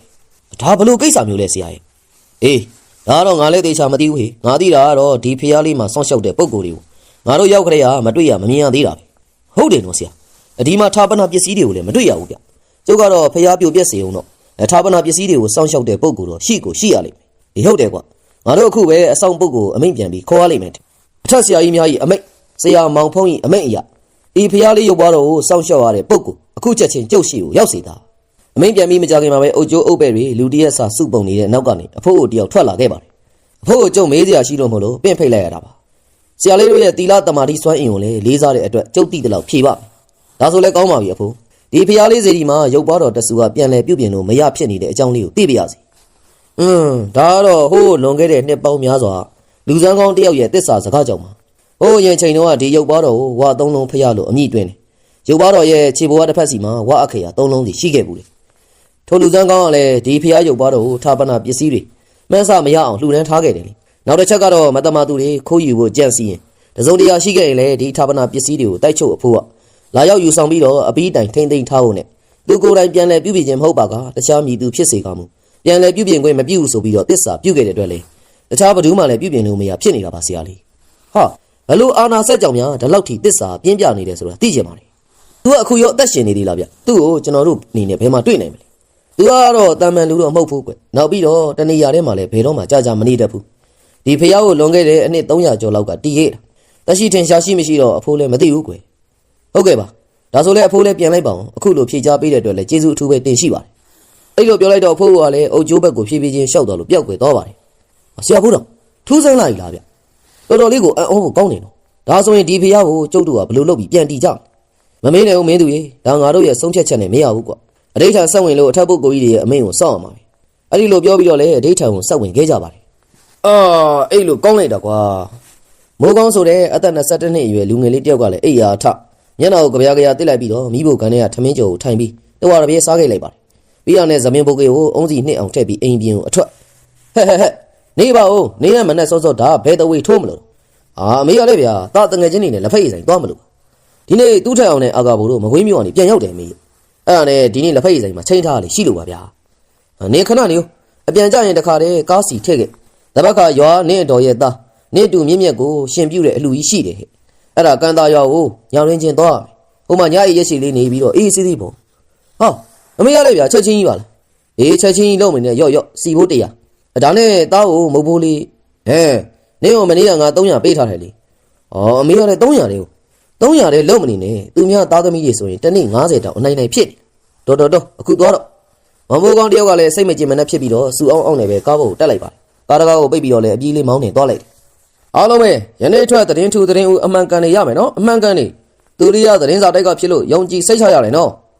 ကားကြားထဲမှာဝင်ပြီးတော့လည်းအသက်15နှစ်အရွယ်ကောင်လေးတယောက်နေပူထဲမှာအော်ရောင်းနေတာတွေ့တာနဲ့တနာစိတ်ပေါက်လာပြီးမောင်မိုးကောင်းကလည်းကားကိုရက်လိုက်ပါတယ်ဟေးငါညီလာပါဦးကွာတစောင်ဘယ်လောက်လဲဟုတ်ကဲ့တစောင်မှ2ချက်ပါအကိုအေးအကိုတစောင်လောက်ပေးရော့90အခုမှဈေးဥပုတ်တော်မလို့ပြန်အန်းစရာအကျွေးမရှိဘူးအေးပါဒါဆိုလဲငါညီပဲမဟုတ်ဘူးယူသွားလိုက်တော့ဟာကျေးဇူးတင်ပါတယ်ကိုရာမလိုပါဘူးကွာရပါတယ်ကဲဒါဆိုငါသွားပြီနော်နောက်ကားလေးတန်းစီနေလို့ဟုတ်ကဲ့ဗျဖြည်းဖြည်းလို့ပါကွာငါတို့ကမင်းကိုစောင့်နေတာဟာဘလို့ဖြစ်တာလဲမမေးနဲ့ကိုလူကြီးတောက်เสียရှိတာဆက်တော့ကြငါဒီနေ့ထုတ်သတင်းစာဝဲတာလေကွာဟာကြီးငါ့ကိုပြပါဦးငါညီအကိုကိုချိုစိမ့်3ခွက်နဲ့နံပြား3ချက်ဤကြကွေး3ချောင်း6ဟုတ်ကဲ့ကိုမောင်မိုးကောင်းကလည်းဇပွဲတို့ကောင်လေးကိုမှားစရာရှိတာမှပြီသတင်းစာကိုတော့အာကာဘိုဆိုတဲ့တငယ်ချင်းကိုလှမ်းပေးလိုက်ပါကြားလိုက်တာကွာဟုတ်လာပြီဗျအေးတကယ်မင်းတို့လည်းစားကွာအေးပါကွာမင်းကတောင်နောက်ကျနေပြောစရာကိုမလိုတာကြီးဟိုကောင်သူ့ထက်အောင်ကလည်းလက်တောင်လှမ်းနေအာကာဘိုမင်းကတော့လုတ်ပြီကွာငါတို့အကျန်းကြီးတောက်ပြီးတော့စောင့်နေတာကြာပြီကွာဒီကောင်ကြာနေရနဲ့ဗိုက်ဆာလာလို့ပြောမနေပါနဲ့ကွာစားစရာရှိတာစားမင်းတို့ကိုအရေးကြီးပြောစရာရှိတယ်အေးပြီးမှပြောကွာအရင်စားလိုက်အောင်ဒီကောင်အာကာဘိုသတင်းတူလေးပါလိမပါဘူးလားကွာပါလာပေါ့ဟာမနေ့ရတဲ့ညနေမိုင်းတိုင်း36မှာရင်တိုက်မှုဖြစ်တာတစ်တော့မှတစ်မောင်ကိုသမားတွေမိတာနောက်ပြီးတော့ဘာညာပေါ့ကွာအေးဒါနဲ့မင်းပြောစရာရှိတယ်ဆိုအေးကွာငါတော့တားရှင်ပြုအလူအတွက်ကန်တာရွာကိုဒီညသွားရမယ်ဟာအဲ့ဒါဘယ်လိုဖြစ်လို့တော့ဟာ အရေးကြီးကိစ္စဆိုလို့ငါတို့ကတော်တော်လေးစိတ်ဝင်စားနေမင်းတို့လည်းလိုက်ခဲ့ကြပါလားကွာနော်နောက်ပြီးတော့အလူကြီးကွာစားဖို့တော့ဖို့ဇိရင်ကြီးဆိုတော့ကွာမိုးကောင်းစကားကြောင့်လည်းသူ့ထက်အောင်လေဟာဝါဒီပွဲဆိုရင်တော့ငါတို့ကလည်းဘိုက်ခွေးနေတာပေါ့ကွာငါကတော့လိုက်ချင်တယ်ဟိအေးဒါဆိုရင်လည်းငါတို့နှစ်ယောက်စလုံးလိုက်ခဲ့မယ်လို့တော့မှတ်လိုက်ကွာဘယ်တော့သွားမှာလဲကွာဩဒီညနေပဲသွားမှာလीဟုတ်ပြီဒါဆိုလည်းငါတို့လိုအပ်တာလေးတွေထုတ်ပိုးပြီးတော့လာခဲ့လိုက်ဒီဝမ်းသားလေးတော့ကွာငါတယောက်တည်းအဖို့မရှိဖြစ်နေတာမင်းအမေနဲ့မင်းဖေကမလိုက်ဘူးလားသူတို့ကချက်ချင်းမလိုက်ဘူးကွာနောက်ကနေအမျိုးတွေစုပြီးတော့ကားငှားပြီးတော့လိုက်လာငါတို့ကဝယ်စားတုံးနဲ့ကားတစ်စီတက်သွားအောင်ဟောအေးဒါဆိုလည်းအခုလက်ဖေးဘူးလေးတော့မင်းမဲရှင်းလိုက်တော့နော်မင်းတို့ကလည်းလောက်ပြန်ပြီညီလေးဒီဝိုင်းဘယ်လောက်ကြလဲ54ချက်ကြပါတယ်ကိုအေးရော့60ပြန်မအန်းနဲ့ကွာမောင်မိုးကောင်းတယောက်ကလည်းသူ့တငယ်ချင်းတွေနဲ့အတူတူထုတ်ပိုးတွေနဲ့ပြင်ဆင်ပြီးတော့လမ်းမှာကားစီဝင်ထည့်ပြီးအိမ်ကိုပြန်လာခဲ့ပါတယ်အမေဘာတော့ဟဲ့တောက်ဝယ်စားတုံးတွေပြင်ထားတယ်ဆိုဘယ်နားမှာလဲနင်းကသွားတော့မလို့လားဟုတ်တယ်လေးမေရဲ့ထမင်းစားပြီးမှသွားပါလားဟဲ့တငယ်ချင်းတွေလည်းပါလာတာအိမ်ထဲကိုခေါ်လိုက်အောင်လေနေပါစေမေယာသားတို့ဘိုက်မစားတော့ပါဘူးဟိုကောင်တွေကလည်းသားနဲ့လိုက်မယ်ပြောတာနဲ့မှမောင်ခင်လေးသွားမယ်လေအေးဒါဆိုလည်းပြီးရောဟိုခန်းထောက်မှာအထုပ်ငါတော့ညနေမှလိုက်လာခဲ့တော့ရော့900လမ်းမှာဘိုက်စားလို့စိုင်တွေ့ရင်လည်းဝင်စားပေါ့ဟုတ်ကဲ့မေမိုးကောင်းတို့ကလည်းကန်တာရွာကိုတငယ်ချင်း3ယောက်အပျော်လေးနဲ့ခရီးဆက်ခဲ့ကြရမှာဟိုက်ဝေးလမ်းမပေါ်မှာတော့4နာရီလောက်ကားမောက်ပြီးတော့လမ်းတနေရာမှာသူ့ထက်အောင်လဲဟေ့မိုးကောင်းငါတို့ဘိုက်စားနေပြီကွာအဲ့ဒီချိန်အာကာဘူကလည်းထောက်ခံတဲ့ဟန်နဲ့အေးမင်းခေါ်တာတော့မင်းမဲရှင်းရမှာနော်မင်းတို့ကတော့လောက်ပြန်ပြီကွာအေးဒါဆိုလေဟိုရှီနာကိုနည်းနည်းမောင်းလိုက်ရင်ရွှေလက်ရထမင်းဆိုင်ရှိတယ်ကွာငါရက်ပြီသိလာပြီလားကွာသိဆိုငါအတော်ရွာကိုငါခဏသွားနေကြလိကွာခဏနေတော့ဆိုင်တွေးတာနဲ့မောင်မိုးကောင်းကလည်းကားကိုဆက်တက်ပြီးတငယ်ချင်း3ယောက်ဆိုင်ထဲကိုဝင်လာကြပါတယ်လာကြငါတူတို့ဗာများသုံးဆောင်ကြမလဲအတော်ကြီးတယောက်ကလည်းခရီးဥကြိုပြုတ်ပြီးတော့ဖော်ရွေစာဆက်ဆံခဲ့ပါတယ်ကျွန်တော်တို့ကိုကြက်သားရယ်ခရမ်းတီတိုးစီရနဲ့ငပိထမင်း3ပွဲပေးပါကဲမင်းတို့လိုချင်တာရှိရင်လည်းထပ်မှာလိုက်အဝါစားထမင်းဆိုင်ကွာထမင်းလိုချင်တယ်လို့ရတယ်ဟင်းရတော့ပတ်စံလိုက်ရမယ်ဟိဒီတော့ထမင်းများဟင်းနဲ့စားကြငါကောင်နေရဟေ့ရမင်းလိုတထေးသားကလည်းကစီနဲလာ ਈ လားမဟုတ်ပါဘူးကွာခရီးသားထွက်လာတာပတ်စံလည်းစုစုပေါင်း900ပဲပါတယ်ကွာအဲ့ဒီတော့ချွေတာမှရအေးပါကွာမိုးကောင်းတို့တကယ်ချင်း3ယောက်လည်းထမင်းစားလို့ပြီးတော့စိုင်မှာကတ်ထားတဲ့တိုင်ကက်နာကြီးကိုကြည့်လိုက်တော့ညနေ9နာရီဖြစ်နေဟေ့9နာရီတောင်ထိုးပြီးမှောင်ကုန်တော့မှာပဲကွာမင်းတို့ကလည်းကြာလိုက်တာမင်းကလည်းတမောက်ပြီးပါပြီကွာကြာဆိုရင်ထမင်းကလည်းတဲ့မင်းနာဘူးငါကောင်ကြီးလက်ရလည်းတိတ်ကောမောင်မိုးကောင်းကလည်းညရောက်လို့သူ့အမေအရင်ရောက်နေပြီသူတို့နောက်ကြမှာရောက်မှာစိုးရင်တာကြောင့်လေရောက်နေငါတို့ဖြက်လန်းကနေသွားကြမယ်ကွာမင်းကဖြက်လန်းရောသိလို့လားသိပါတယ်ကွာငါလွန်ခဲ့တဲ့6နှစ်လောက်ကသွားဘူးလမ်းကိုတန်းနေတာပဲအေးစီပါပဲအေးဒါဆိုတော့ကွာမိုးကောင်းကြီးဖြည်းဖြည်းမောင်းပါကွာလမ်းစိုးရတယ်ကြားတယ်ဒီလိုနဲ့လဲမိုးကောင်းတို့ကလည်းခရီးဆက်လာကြရမှာလမ်းတက်နေရရောက်တော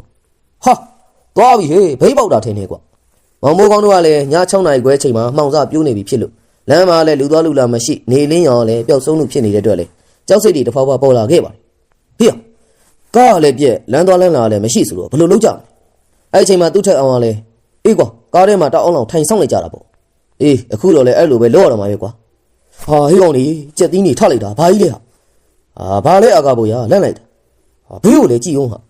အာကာဘိုစကားကြောင့်မောင်မိုးကောင်းနဲ့သူ့ထက်အောင်ကလည်းလမ်းအပြင်ကိုကြည့်လိုက်တော့ညောင်အိုဘီတမင်ရဲ့အောက်မှာအုံမိုင်းနေတဲ့အပြင်ကျေပြင်းလာတဲ့တင်းချိုင်းမြေကိုလည်းလောင်းရောင်အောက်မှာအတိုင်းသားတွေ့လိုက်ပါကွာကြောချမ်းစရာကြီးပြက်စရာရှားလို့ဒီနေရာကြမှာလားကွာဟေးမင်းယောက်ျားမဟုတ်ဘူးလာ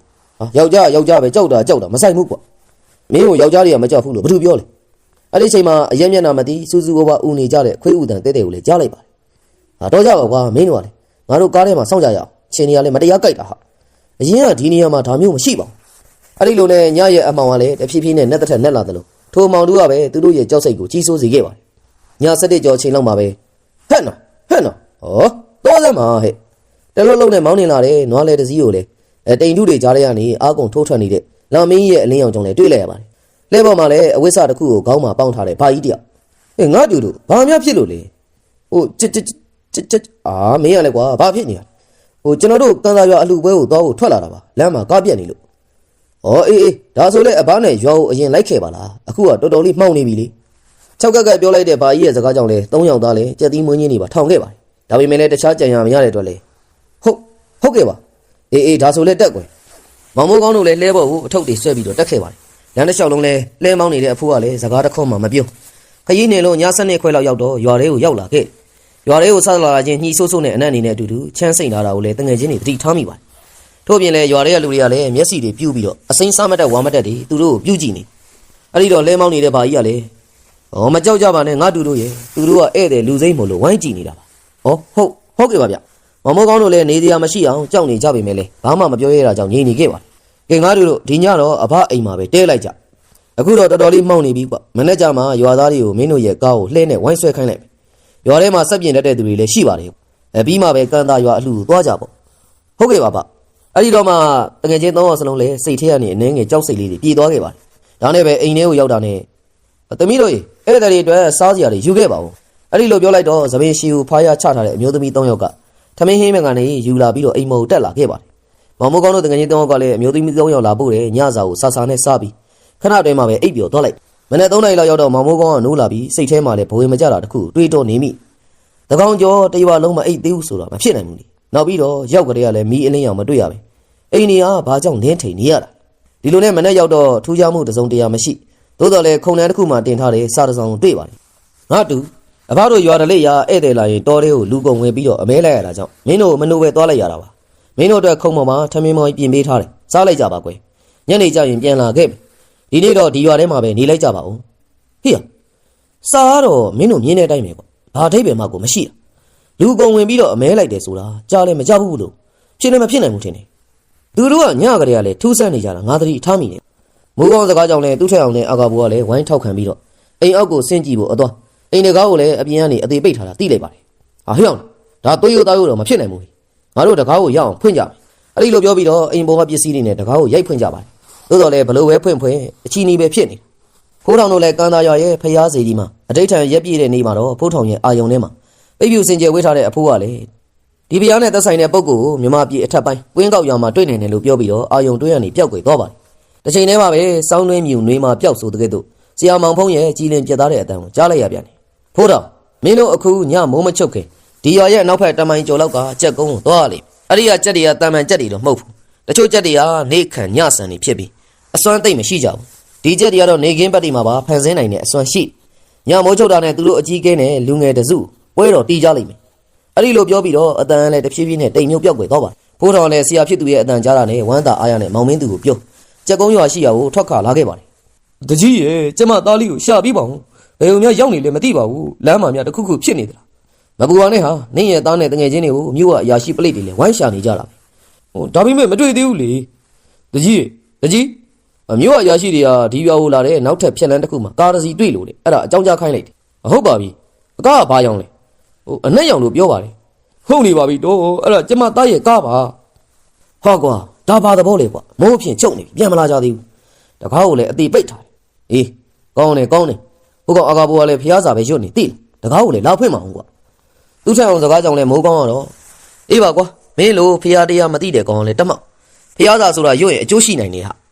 ာပြီးတော့လည်းတငယ်ချင်း3ယောက်စလုံးလည်းထပြီးတော့တကားကိုခန္ဓာကိုယ်နဲ့တွန်းဖွင့်ခဲ့ပါတယ်ဒါပေမဲ့လည်းတကားကလည်းလုံးဝမလှုပ်တဲ့အပြင်သူတို့သာအနာတရားဖြစ်နေတ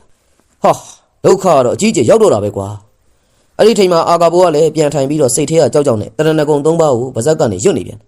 ်မိုးကောင်းနဲ့သူ့ထက်အောင်လည်းစိတ်ထဲကျသွားဟန်တူပါတယ်ကဲအာကာဘူမင်းကငယ်လေးကလေးဟာဖျားတရားမြဲလာသူမို့မင်းရဲ့တငယ်ချင်းတွေကိုဂါရာတစ်ပုတ်တိုင်ပေးလိုက်စက်ကြီး73ဆက်ပါတဲ့ဂါရာကိုရွတ်အဲ့ဒီလိုဘယ်ကလာမှန်းမသိတဲ့ပိုင်ရှင်မဲ့အတန်ကိုကြားလိုက်ပါတယ်အဲ့ဒီတော့မှတငယ်ချင်း3ယောက်စလုံးကိုလေအောင်108ကွက်ဗုဒ္ဓဆက်14ချက်ဓမ္မဆက်18ချက်တန်ခါဆက်အစပြုလို့ပြီးဆုံးသည့်တိုင်အောင်ဖျားအာယုံပြုတ်ပြီးရွတ်လိုက်တဲ့အချိန်လုံးဝကိုဖွင့်မရပါဘူးဆိုတဲ့တကားကလည်းကြွေကနေအတန်နဲ့တူတူပွင့်သွားတာကိုလေထူးဆန်းဖွယ်ရာတွေ့လိုက်ပါတယ်ဒါနဲ့ပဲထုတ်ကိုစီဆွဲပြီးတော့ရွာထဲကနေအပြင်ကိုပြေးထွက်ထူးဆန်းတာတော့ဘလောက်ပဲပြေးပြေးမူလတီရှိရာအိမ်အိုကြီးကိုပဲပြန်ရောက်လာခဲ့အတန်ကြာပြေးပြီးမောလာတော့အာကာဘူကလည်းအလားတူစက်ကြီး73ဆက်ပါတဲ့ဂါရာကိုရုပ်ဖက်ခဲ့တယ်လေပြီးတော့လည်းဆက်ပြေးကြရမှာအရှိကိုရောက်တော့ရွာပြင်ရောက်ခဏိမလန်မကန်ဖြစ်နေတဲ့အချိန်မှာခွေးနဲ့ကြီးတွေကလည်းမျက်စိတွေหนีပြီးတော့ရွာပြင်ကနေစိုက်ကြည့်နေတာတွေ့လိုက်ပါတယ်ပြီးရင်သူတို့နောက်ကနေလည်းအတန်နဲ့ကြီးနဲ့မင်းတို့ဒီရွာတွေကနေလုံးဝထွက်လို့မရစီအောင်ကြားလဲတဲ့အတန်ကြောင့်လှည့်ကြည့်လိုက်တော့သူတို့ရွာခေါ်လာတဲ့ဘာကြီးပဲဖြစ်နေပါတယ်လာခေါ်တော့လို့မျက်နှာမဖွယ်မျက်နှာမှာလည်းဓာတ်ခုတ်ရာကြီးနဲ့အပုတ်ရည်တွေကဒစိမ့်နေကြနေပြီးအလွန်ဆိုးရလာတဲ့ညှိဆိုးဆိုအနှံ့ကြီးကလည်းအသက်မရှူနိုင်လောက်အောင်ထွက်နေခဲ့တာဘေးပတ်ချက်လေးမှာတော့တေဝါလုံးနီးပါရုပ်ပြက်ဆင်းပြက်သွေးအလိမ့်လိမ့်နဲ့စားလောင်နေတဲ့ပုံသဏ္ဍာန်တွေကိုလည်းတွေ့ရပါတယ်အဲ့ဒါအပြင်လည်းတချို့တစ်ဝက်ကတော့ပင်ကိုမူလာရုပ်အစဉ်ဖြစ်နေတာကိုလည်းအာကာဘူဆိုသူကလည်းတွေ့မြင်ခဲ့ခဏကြာတော့သူတို့စီကိုတေဝါလုံးနီးပါပြေးကပ်လာပြီးတော့တက်ဖြတ်စားတော့မဲ့ဟန်မူရနဲ့လူအုပ်ကြီးကလည်းအပြေးလာခဲ့ပါတယ်အဲ့ဒီအချိန်မှာအလွန်ဆူးရှားလာတဲ့အလင်းရောင်ကြောင့်လည်းနောက်ကိုဆုတ်သွားသူရှိတယ်လို့ရှေ့ဆက်တိုးလာတဲ့သူတွေလည်းရှိနေခဲ့ပါတယ်အလင်းရောင်အတွင်းကနေတော့ဟဲ့ငမိုက်သားတွေဒါလောက်အကုသို့အဟုန်ကြောင့်မကြွတ်မလွတ်ဖြစ်နေတာတော့မှနောက်ထပ်ငရဲလန်းဖောက်ကြတော့မယ်ပေါ့အခုရက်လိုက်တာကောင်းမယ်ဟေးမင်းဘသူပဲဖြစ်ဖြစ်ငါတို့အမိတ်လာမပေးနဲ့ပေါ့ မလောက်လေးမလောက်စားနဲ့ဆရာလောက်ချင်နေတယ်ပေါ့။မာရိုင်းလိုက်တဲ့ကောင်ငါဆရာကိုများမထိလေးစားနဲ့။မင်းသူကလည်းဒေါသထွက်ပြီးပြောတာကြောင့်ဖိုးထောင်ကလည်းလက်ကိုမြှောက်ပြီးဟန့်တားလိုက်တယ်။မောင်မင်းသူမင်းကဟိုလူငယ်3ယောက်ကိုတွားခေါ်ခဲ့။ဒီရှစ်ကွက်အင်းကိုပြစ်ပြီးမှတွား။သူတို့ကနေခင်းဘက်မှာတောင်လှည့်စားနိုင်နေတာ။တော်ယုံအဆင့်တော့မဟုတ်ဘူး။ပြီးရင်ဒီစီးဝိုင်းလေးကိုခေါ်လာခဲ့။ဟုတ်ကဲ့ပါ။မောင်မင်းသူကလည်းအင်းပြပြစ်လိုက်တာနဲ့ကြက်နာနာဘွားတွေကလည်းနောက်ကိုမဆုတ်ချင်တော့လေ။အပူရှင်တန်မခိုင်းနိုင်တာကြောင့်ဆုတ်သွားခဲ့ပါ။ဟာကွာတေးချင်နေတဲ့ကောင်လေးပဲ။ဖိုးထောင်လည်းစီးအတွင်းထဲကိုလူငယ်3ယောက်ကိုထည့်လိုက်ပြီးတင်မလင်ခွေထိုင်ပြီးတော့ဂါရာတပုတ်ကိုဆွဲဆွဲမြဲမြဲရွတ်ဖတ်နေခဲ့ပါတယ်။နာနာဘွားတွေလည်းစီးအတွင်းထဲကိုတိုးဝင်ပြီးမဲ့တိုးဝင်သူတန်းလည်းပြာတိတာဖြစ်သွားခဲ့။အဲ့ဒီတော့မှဘာကြီးဆိုသူကလည်းငါတို့လည်းတိတ်ရှော့မတွက်နဲ့။အဲ့ဒီလိုပြောပြီးတော့လက်အတွင်းထဲကနေနီးညိုရောင်အဆင်းရှိတဲ့မီးလုံးတစ်လုံးနဲ့ပြစ်ခဲ့ပါ။ဒါပေမဲ့ဖိုးထောင်တို့ကိုလုံးဝထိခိုက်မှုမရှိစီးအတွင်းမရောက်ခင်မှာပျောက်ကွယ်သွားခဲ့။ဒါနဲ့ပဲလက်နှစ်ဖက်ကိုပူပြီးတော့မိကိုအနက်ရောင်နေနဲ့ပြစ်လိုက်တော့ဖိုးထောင်တို့စီးပန်းကိုလည်းလုံးဝဖုံးလွှမ်းသွားခဲ့ပါတယ်။ဖိုးထောင်ကလည်းဖုံးလွှမ်းနေတဲ့မိကိုအနက်ရောင်တွေကိုမရှုမိစေရင်သတိပေးလိုက်ပြီးတော့ခဏကြောင်တော့ဖိုးထောင်ကတော့လေးခွက်အင်းကိုလက်ကကိုင်းလက်နှစ်ဖက်ကိုဆန်တန်းလိုက်တဲ့အချိန်မှာပတ်ဝန်းကျင်တစ်ခုလုံးကလည်းအမောင်တို့တွေလုံးဝကင်းစင်ပြီးတော့အလင်းရောင်တိပြန်လဲရောက်ရှိခဲ့။ကျက်တရေကြီးကလည်းဖိုးထောင်တို့ကိုအန်ရပြုတ်ကိုကိုယ်တိုင်ဝင်လာတဲ့အချိန်မှာတော့ဖိုးထောင်ကလည်းအင်းဆောင်ဘလူးတွေကိုခေါ်လိုက်တဲ့အခါမှာဘလူးကြီးတွေကလည်းအယောင်ဆောင်ထားတဲ့ကျက်တရေကြီးနဲ့အပေါင်းပါတွေကိုတင်းပုတ်တစ်ခုနဲ့ရိုက်နှက်ပြီးတော့ငြိမ်သွားတော့မှပဲမြေကြီးကနေဒီရုတ်တိုက်ဆွဲခေါ်ပြီးပျောက်ကွယ်သွားပါတယ်။ဆရာခုနအင်းဆောင်ဘလူးတွေကဒီဟုတ်တယ်ကွာအဲ့ဒါမီးဘလူးတွေဟိုဆရာမောင်ဖုံးပေးသွားတယ်အင်းတစ်ချက်ပေါ့ကွာ။အော်အခုတော့လေသူတို့အကြီးကဲမရောက်ခင်ကိစ္စရှင်းသွားတာဆိုတော့ငါတို့သိပ်ပြီးတော့ဒုက္ခမရောက်သေးဘူး။ဆရာသူတို့ရဲ့အကြီးကဲကတော်တော်အစွမ်း။အေးကွာဆရာဖုံးပြောပုံထောက်ရင်စွမ်းအားကြီးတဲ့သူမို့ရောက်မလာခင်အတိပေးတာဖြစ်မှာပေါ့ကွာ။ဟာဆရာလေးတို့ကျေးဇူးတင်ပါတယ်ဗျာ။အဲ့ဒီလိုပြောပြီးတော့လေတငယ်ချင်း3ယောက်လေဝိုင်းပြီးတော့ကြော့ကြတာပေါ့။မောင်မိုးကောင်းအာကာဘို့သူ့ထက်အောင်။ကဲမောင်မိုးကောင်းအာကာဘို့သူ့ထက်အောင်ကြီး။မင်းတို့ရွာလူတွေမျှော်နေကြလိမ့်မယ်ကွာ။ဒီလမ်းတန်းသွားရင်ရွာရောက်လိမ့်မယ်။ကဲမင်းတို့သွားနေကြတော့ကွာ။အဲ့ဒီလိုပြောပြီးတော့လာရောင်အားပြုတ်ပြီးတော့တငယ်ချင်းတွေကလည်းရွာရှိရာကိုလာကြတော့လမ်းကားပြတ်တဲ့နေရာမှာမြို့ကအရာရှိတွေနဲ့တွေ့ပြီးအရာရှိတွေကလည်းရွာကိုကားမောက်ပြီးတော့လိုက်ပို့ပေးခဲ့ပါတယ်။ပိုးတော်ကတော့ရွာမှာကျွတ်လွတ်ချိန်တန်နေတဲ့ကြက်ဝိညီအ ਨੇ စုကိုတော့ဆိုင်ရာပုဂ္ဂိုလ်တွေထံအနှံပြီးတော့မောင်မင်းသူကိုခေါ်ဝင်းကောက်ရွာရှိပြကိုခရီးဆက်ခဲ့ပါတယ်။မနေ့ရောက်တော့ရွာထဲမှာလည်းအပြေးအလွှာလူ3ယောက်အမေအတော်ကြီးမောင်မိုးကောင်းတို့တငယ်ချင်း3ယောက်လာတယ်လေ။ပြီးတော့မှပဲမောင်မိုးကောင်းတို့ကလည်းဖြစ်ကြောင်းကုန်စင်ပြောပြခဲ့တာ။အမေသားတို့တေး6ခန်းရတာကြကြောက်ဖို့လေကောင်းလိုက်တာ။ဆရာ2ယောက်လာခဲ့တာမြန်ပြီလို့မဟုတ်ရင်တော့အသက်ပြောက်နေတော့ပြီသားတို့လည်းဆရာ2ယောက်ကိုကြော့ပြီးမှရွာကိုထွက်လာတာဗျအနောက်ကနေပါလာမယ်ထင်တယ်အခုတော့ဘယ်ရောက်တော့လဲမသိတော့ဘူးလေဟုတ်တယ်တော်ကြီးအတော်သားနဲ့ကျွန်တော်တို့တော်တော်လေးကြောက်နေကြဆရာလေးတွေရဲ့ကျေးဇူးကြောင့်ပြန်လွတ်လာအေးကွယ်ငါသားတွေပြောလို့သာယုံရတယ်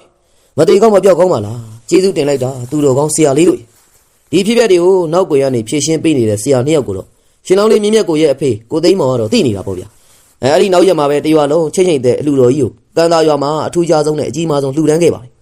အဲ့ဒီရက်တွေပြီးတဲ့နောက်မှာတော့ဆရာ2ယောက်ရဲ့အရေးအယောင်ကိုတရွာလုံးပဲမတွေ့ရတော့ထိုကိစ္စပြီးတော့နဲ့ဖိုးတော်တို့ဆရာတစ်ပည့်2ယောက်လေးဖျားလေးပြုပြင်ပေးဖို့ရသက်ဆိုင်တဲ့ပုဂ္ဂိုလ်ကိုရှာဖွေဖို့အတွက်အထက်ဆရာကြီးတွေရဲ့အမိန့်အရခရီးဆက်ခဲ့ကြပါတယ်